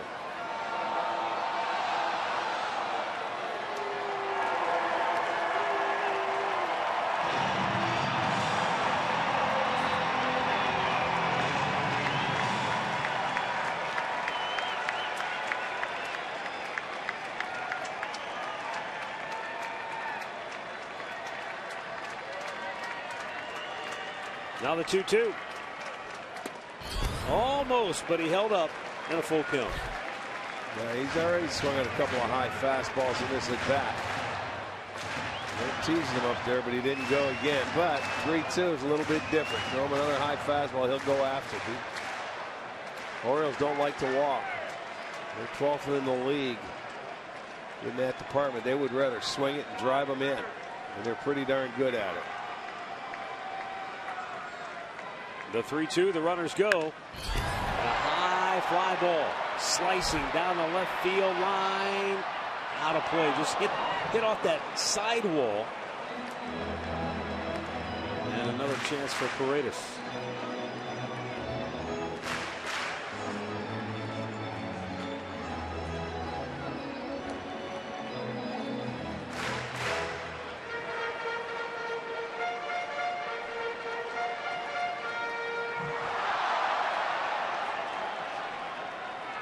This will be the 29th.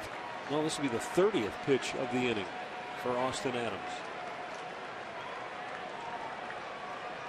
He's trying to become just the 7th pitcher, or it'll be the 7th time in Indians history the pitcher has struck out 4 batters in an inning. And the 3-2, runners go and foul back.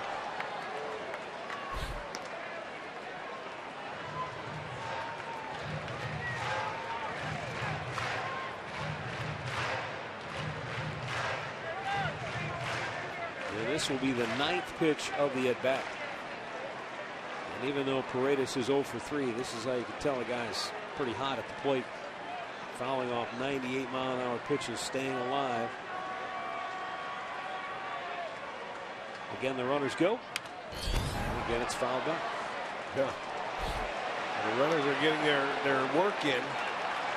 That's for sure. It'll be the 4th time now when it's a full count. They have to take off and run.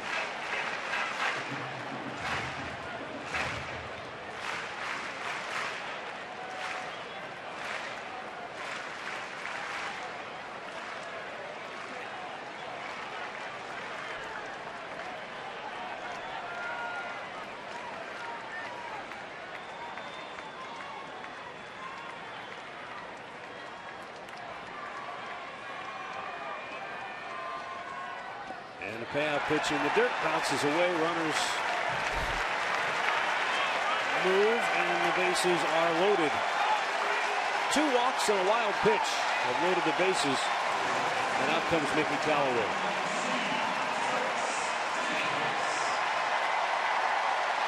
Chris Davis will be the batter.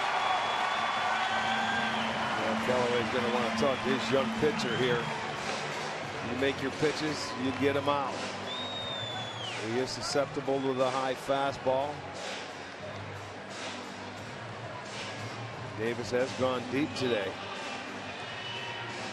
For his 16th home run, he got that 6-run 4th inning started with a solo home run to start the inning.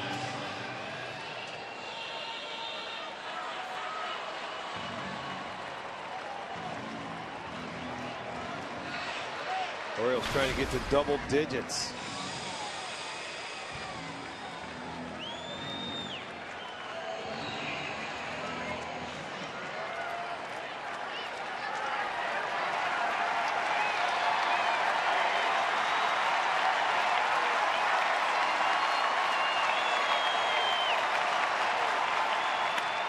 Knocked him up on the first pitch. Playable here. Giovanni Urshela into foul ground. And the O's leave him loaded. We'll go to the 7th. 8-0 Baltimore.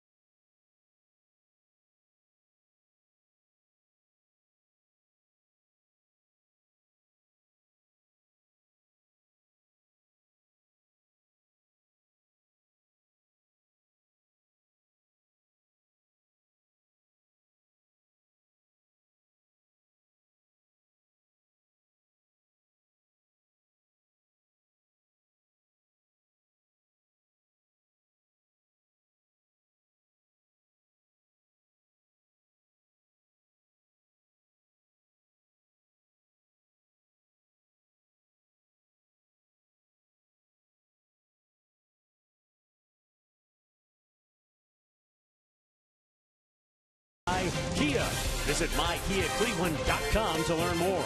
By Levin Mattress, located in all Levin furniture and freestanding locations. And by AT&T Uverse, has more channels on the go than cable. 8-0 Baltimore.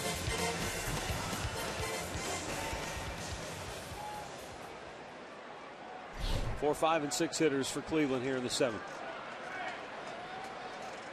David Murphy looks it's up and away, ball 1.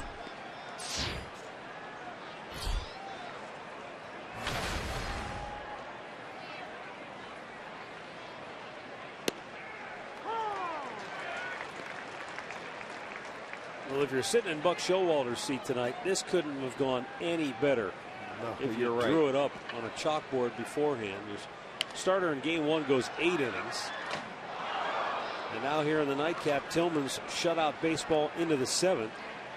Guys in the bullpen don't know what to do with themselves down there. Well, they're up and loose because Tillman's at the 100 pitch mark, so he's getting to that point. But you can go ahead and set him out there. You're right. The plan worked for them today. Look at, he's on the phone. He must have been listening to us. Hey, let's get that bullpen up. Yeah, Tillman's a guy. Go get those guys some work. Why not? Murphy fouls it back. You're down to 9 outs now if you're the Orioles. TJ McFarland, who is the quote-unquote 26th man for Baltimore, so he's up just for this game, and then he'll go back to the minors. Yeah, they sent him out just a few days ago, right before this series. Yes. So he's called up just for this game. So if he's called up, this is the type of game you bring him in. There's old Dom Cheedy, former Indians coach. Liner into center field, a base hit. Murphy just 3 for 3. See how easy he threw those hands out at the baseball, slaps it into center field. All hands. So the Indians with 4 hits, Murphy with 3 of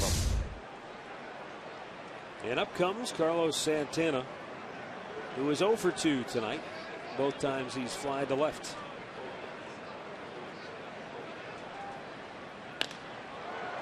He's going to left center for the 3rd time tonight.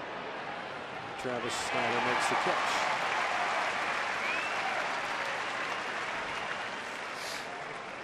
Let's go down to Andre Knott. Andre, we haven't seen Matt Wieters in the first 2 games of the series, but he's back there behind the plate tonight. Obviously, it's a key guy for Baltimore. What does he mean to this pitching staff, though, just from a defensive standpoint? Well, Buck Showalter loves him. He loves everything about him. He says he changes who their team is and what they are because of how he defends. And he told me a story. He goes, go around the league and tell me if there's anybody better at catching foul tips. And he laughed and he goes, I'm serious. He goes, I think he's the best at catching them. He goes, I don't know how he gets better at it, but he's the best, and he gives our pitchers confidence when he's in the game.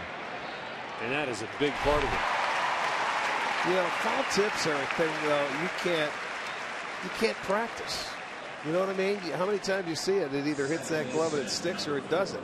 So if this guy's getting better at it, then he's got the corner on the market and that he can teach. And that was exactly what Buck was saying. He goes, look, I don't know how he's so good at it, but he is good at it. He goes, it's not something you teach. It's not something you can practice. Goes, but when you see it night after night, he goes, you really, really, truly, believe in it, and the pitchers believe in it. You know, it's amazing when you'd never see it really. When you see somebody do it, it probably stands out like a sore thumb. Well, and Jim Palmer told us earlier today that this pitching staff, they believe in him devoutly. Yes. If he calls, if he puts down 1, they don't shake. They throw pitch number 1. They have all the confidence in the world in this guy, and he is a leader for them. And he's a free agent at the end of the year, and I don't think that they're going to end up signing him, to be honest with you. He's going to cost him a boatload of money, and he missed the last year because he's coming off of Tommy John surgery.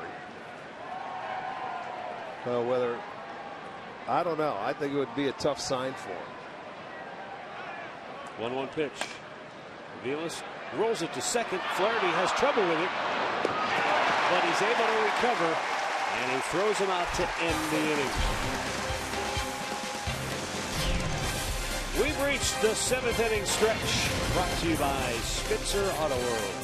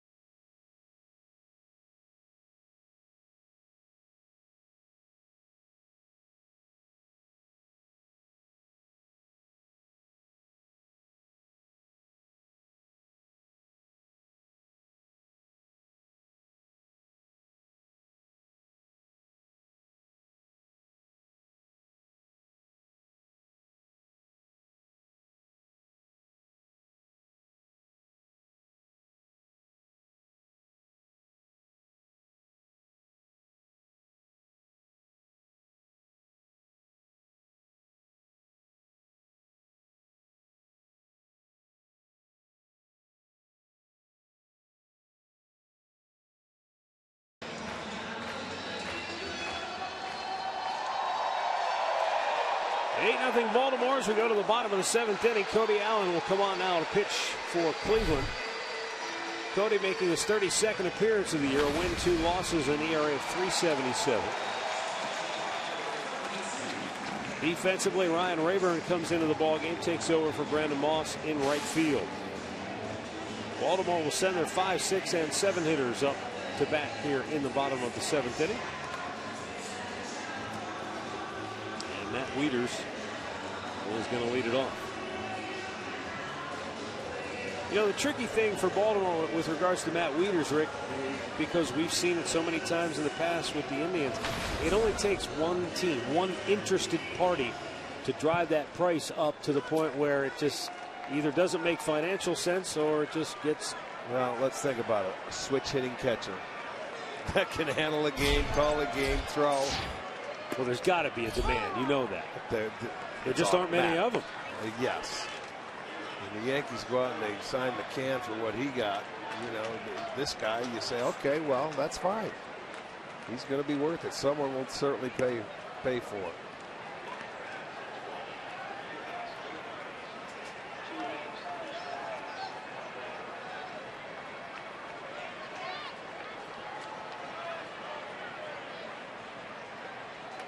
Swing and a rip foul back. I guess, too, the other thing, when you're putting your team together and you're looking at your payroll, it's not so much what he might cost you up front. You know, when you sign that deal, it does that prohibit you from making additional moves going forward? You know, whether it's a young player that's going to come due, or you're going to have enough to keep that piece around, or is it going to keep you from adding something that you need in the offseason too? Those are all the considerations that go into those discussions from an organizational standpoint. Yeah. That's talking fodder for the offseason.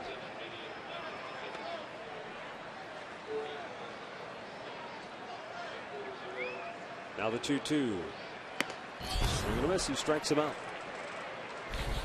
1 away. Well, Travis Snider's had quite a night. His home run back in the 4th inning made it 4-0. And then watch this play. Lays out completely on a dead run, diving catch. Took a hit away from Francisco Lindor, at least a double.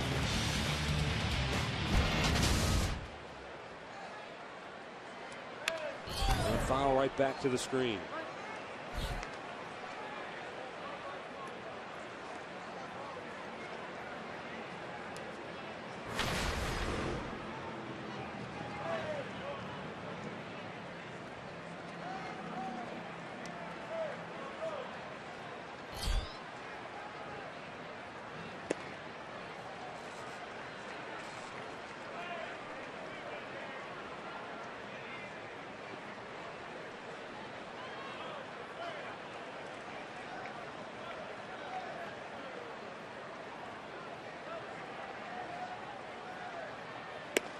The other part of that story, Rick, I didn't get to earlier, is that Wyatt's older brother, also Pirates fan, well, his favorite player when he was with the Buccos was Russell Martin, who's now in Toronto. So the family's plan was to hit a game here and then hit a game in Toronto.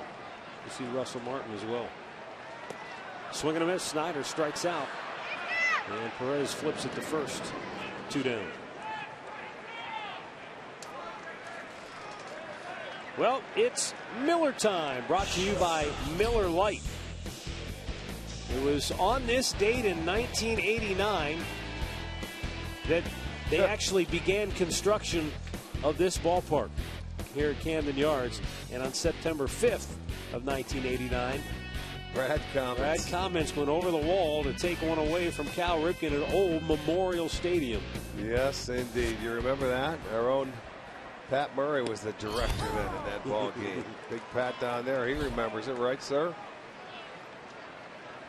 Yes, sir. Brad Cummins was an Ohio guy, too, wasn't he? Yes, he was. He was an Ohio guy. As a matter of fact, he even managed in the Indians minor league system for a while before moving on and then going with Philadelphia. And I'm not quite sure where he is at today. Good guy. Started with Atlanta. Came over to Milwaukee Brewers.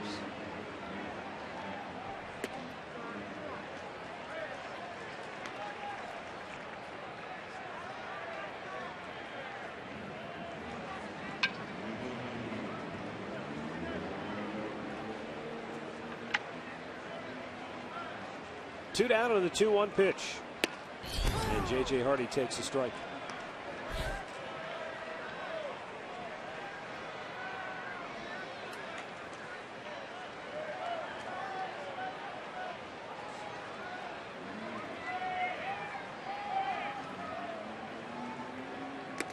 Hardy strikes out, and Cody Allen, sharp as ever, strikes out the side here in the 7th inning.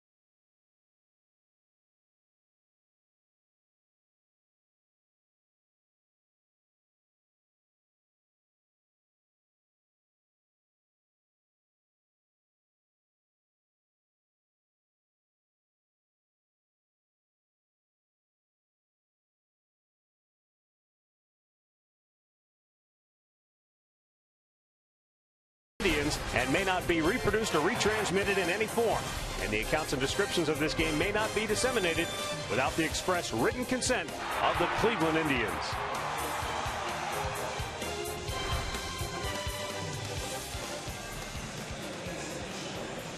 Stay tuned for Indians Live, presented by Conrad's Tire Express and Total Car Care, coming up next here on Sports Time Ohio.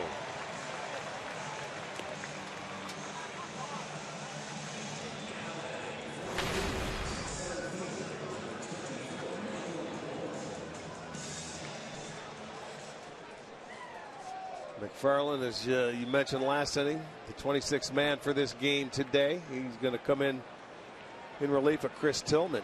7 innings, 4 hits, no walks, 6 strikeouts. You look at the Boston starters today: Jimenez, Tillman. They go 15 innings, 8 hits, 13 strikeouts, and no walks in both ball games this afternoon.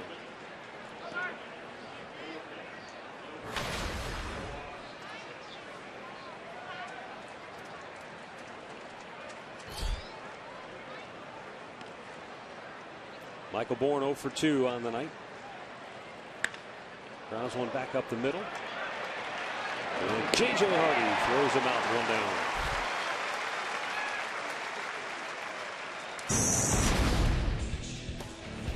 Chris Tillman then added work, and he had a good fastball. He was locating away. He had that part of the zone down. Threw a couple changeups, not many curveballs, but this guy usually will walk around 5 or 6 guys a ball game, and he was lights out today.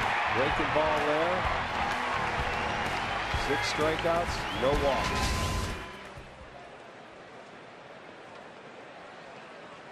Roberto Perez doubled in the 3rd inning, struck out his last time up.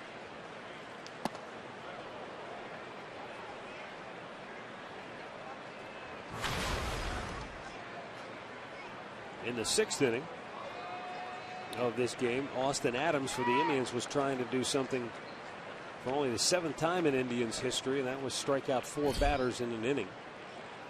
But With 2 strikes, Chris Davis fouled, or Jimmy Paredes ended up working the count for a walk, and then Davis fouled out to end the inning.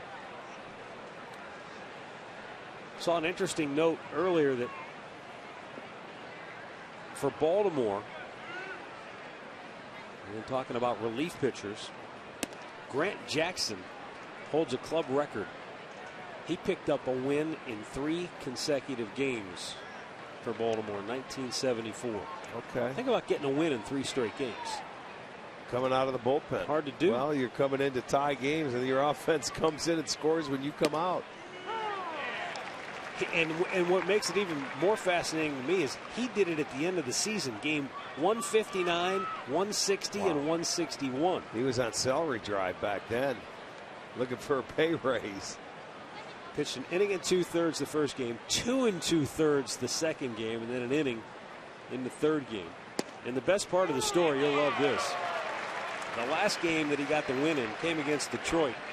He came in for Jim Palmer, who had a 6-4 lead, gave up 2 runs, and then the offense bailed him out to get Jackson the win.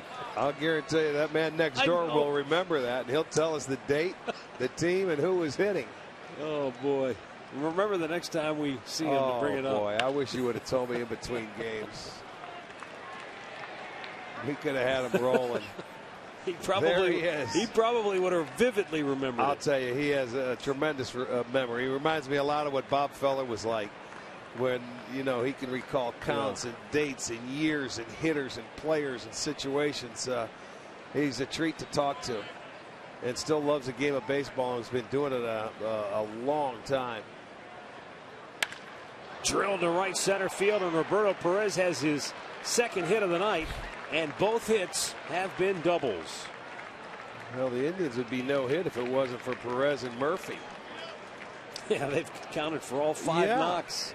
Perez has the 2 doubles. Murphy has the 3 singles, and that's it. He picks a fastball up out over the plate and finds a gap in right center field. So gets his 6th double.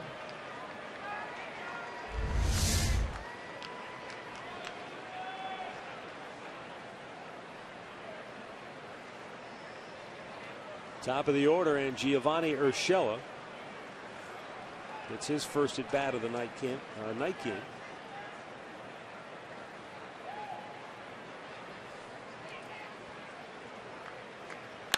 And he lines one over the head of Ryan Flaherty into right field. Davis comes up firing to home, and Perez has to stop at third.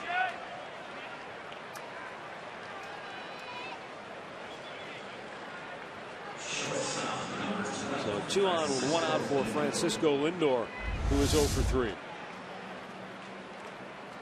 Well, he muscled that ball, stayed inside out to take it to right field and gets the hit. You had to hold up if you're Perez at second base because you weren't sure if Flaherty was going to catch the ball. Gets over his head into right field. It's 1st and 3rd now, 1 out.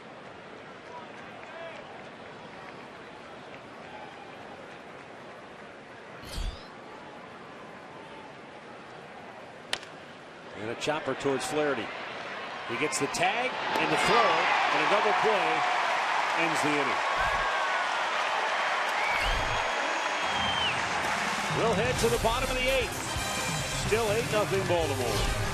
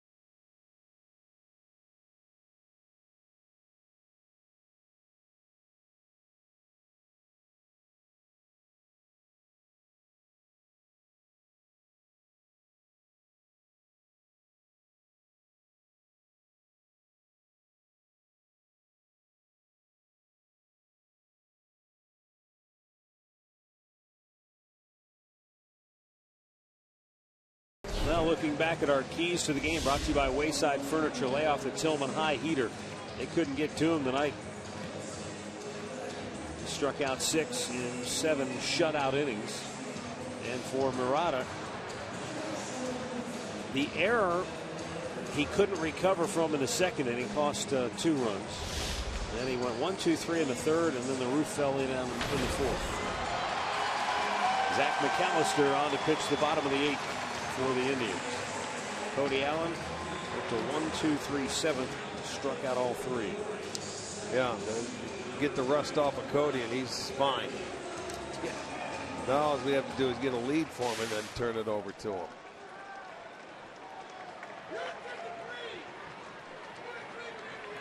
Ryan Flaherty is 1 out of 3 on the night, and he will lead off here in the bottom of the 8th inning. McAllister's pitch down low, ball 1.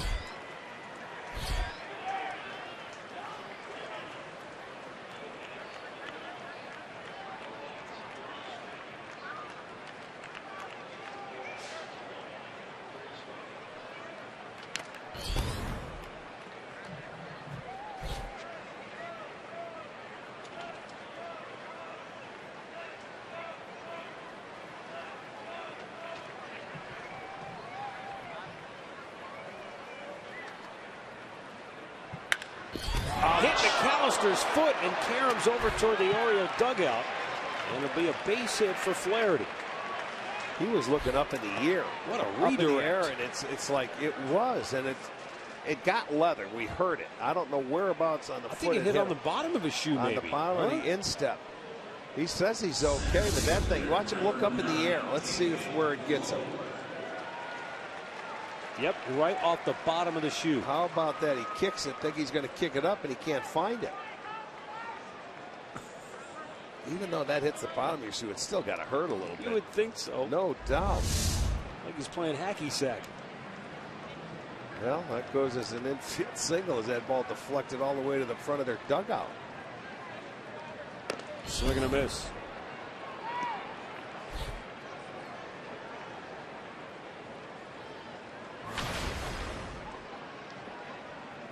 David Lowe walked and scored in the 4th. Struck out his last time up. And foul right back.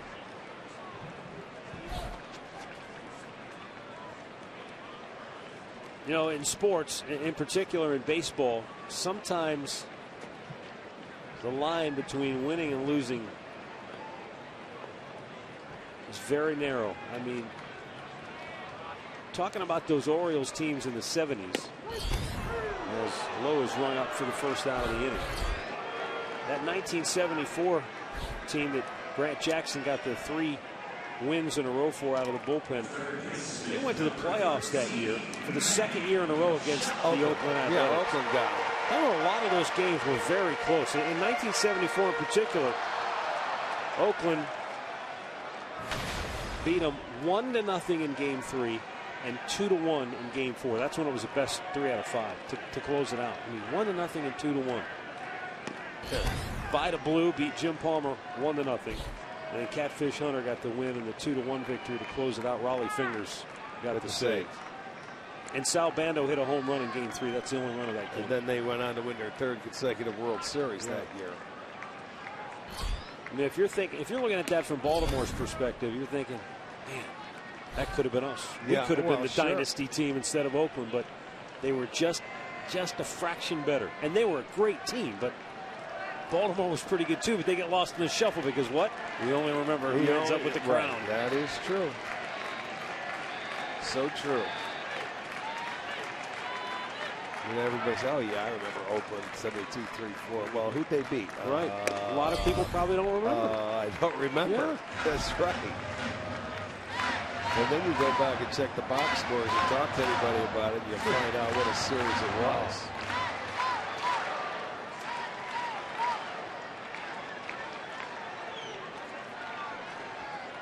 Manny Machado, 10-game hitting streak now. Takes a strike. It's 3-1.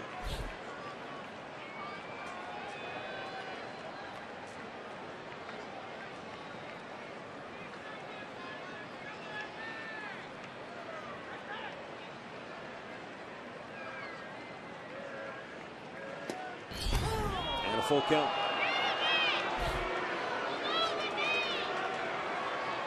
That was a perfect pitch right there by McAllister. You're behind in the count. This guy's looking for a fastball that he can hit. And I mean, you dot that down and away. That's unhittable. That's a perfect pitch. Might go right back there again. Well, if you can, you could go there all night for every hitter. Lindor will flip it.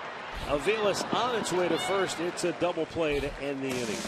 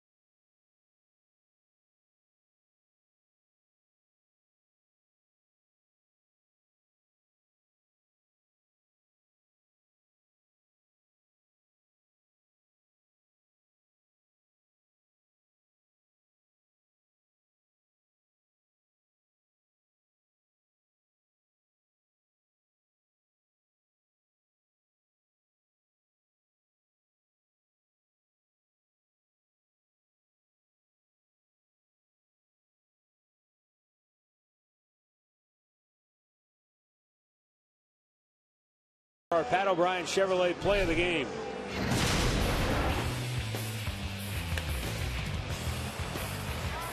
Travis Snyder way it out. Taking extra bases away from Francisco Lindor. Well, Snyder, what a night, a home run. And a diving catch. Yeah, that was a very good catch right there by Snyder. I mean, it didn't have an impact in this game, but it was just, you don't see many catches like that.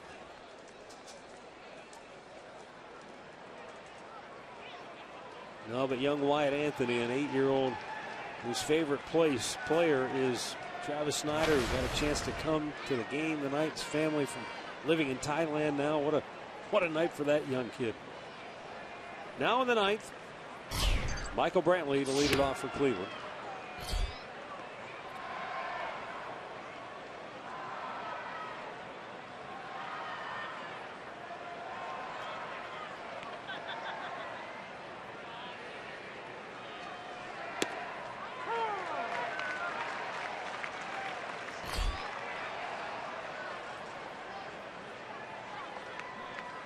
Well, keeping with that 1974 theme, since we've talked about the Grant Jackson 3 consecutive win deal in 1974, that same year, that was the last time Baltimore shut out the Indians in both games of a doubleheader.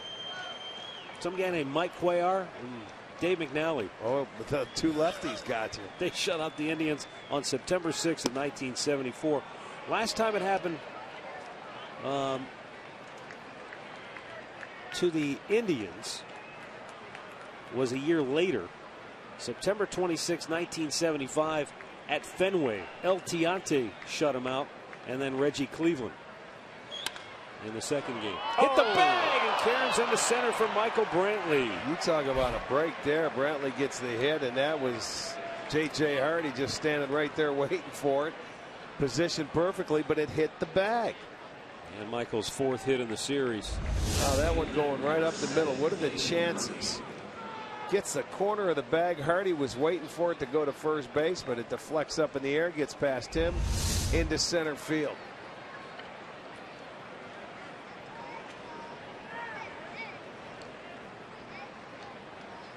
Well, David Murphy perfect on the night, 3 for 3. Takes a strike.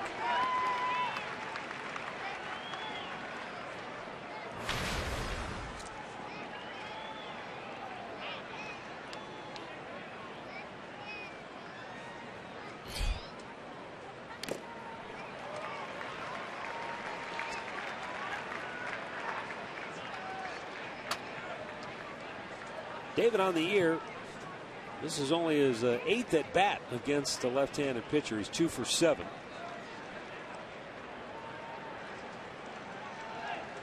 And he's in the hole 0-2.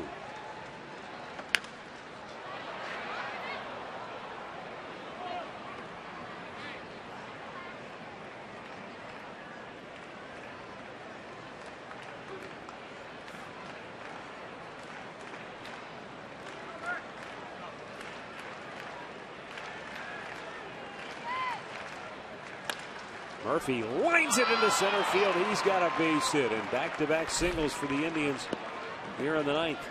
They don't want to be shut out,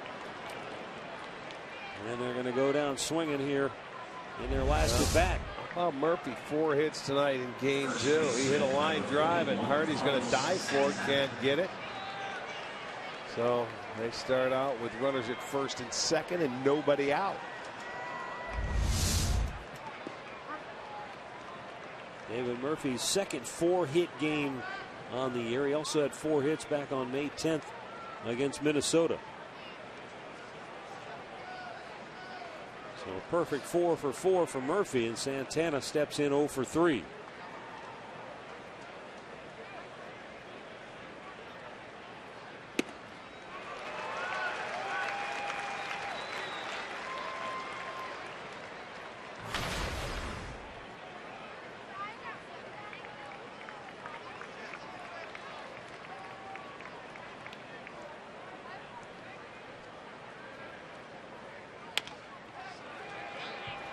Charging Machado, bare hand grab and throw to first. Oh my!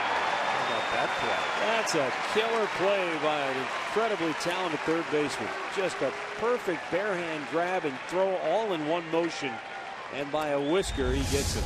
Well, just watch the arm. This guy is a natural shortstop. I would love to see him play short, but I mean, he made that play at third base look so easy. It's not an easy play, although that ball wasn't rolling that fast. But the arm and the accurate throw, and it just gets Santana, who is heading down on the base, and it beats him. But the runners move up to second and third. Ryan Rayburn will get an opportunity to get the Indians on the board here and avoid the shutout.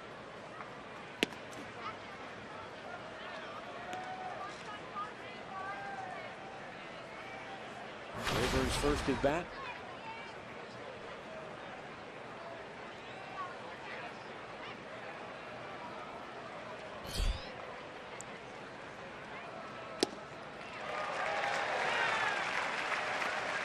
It's 1-1.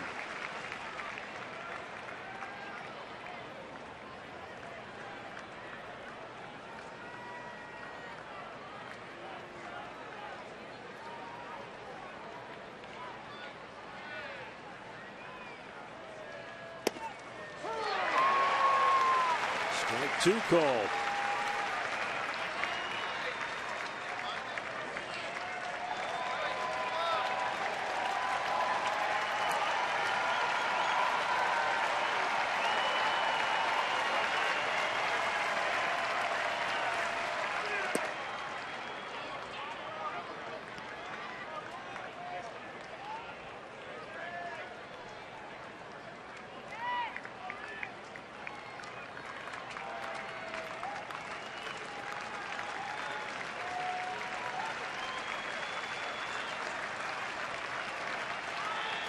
And a foul right back.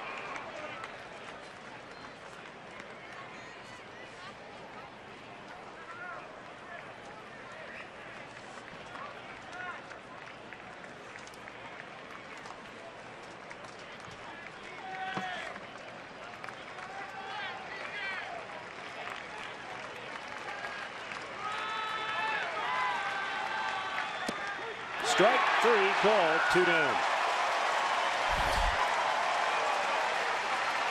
Rayburn has words with home plate umpire Ron Kolpa as he departs.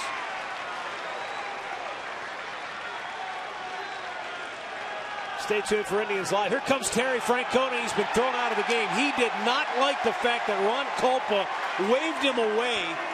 Very dismissive. And that's what got him. You see Terry, oh man, is he fired up. Ron Kolpa, Terry feeling that was very disrespectful the way he just sort of waved his hand off as if to dismiss him. And Terry Francona is absolutely blown his stack. This is a lot of frustration coming out in the Indians manager over the way his team has played, and he didn't care for the way Culpa treated him right there.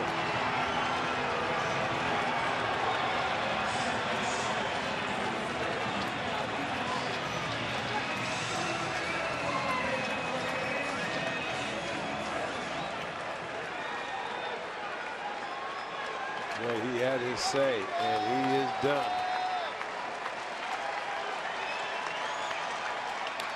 Mike Aviles fouls a pitch back. Watch Ron Culpa. Yeah, it's like, yeah, get out of here. It's the 9th inning. Yeah, you're exactly right. That's what happened. The 0-1. Aviles pops it up. Right field. And the sweep was complete. Baltimore sweeps the doubleheader. They shut the Indians out twice here today.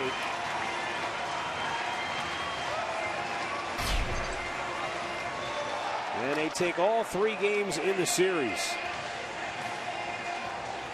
Indians are shut out in a doubleheader for the first time in 40 years. Yeah, that's 4-0 in the first game, 8-0 in the second game. Boy, that was a tough day at the ballpark. And it's down now to Tampa. There's 4 down there. And the Indians have lost 12 of their last 18 games now, and they slipped to 33-41 on the year. Baltimore is ramping up in the other direction. They've won 9 out of 12, 18 out of 23. They're 41-34.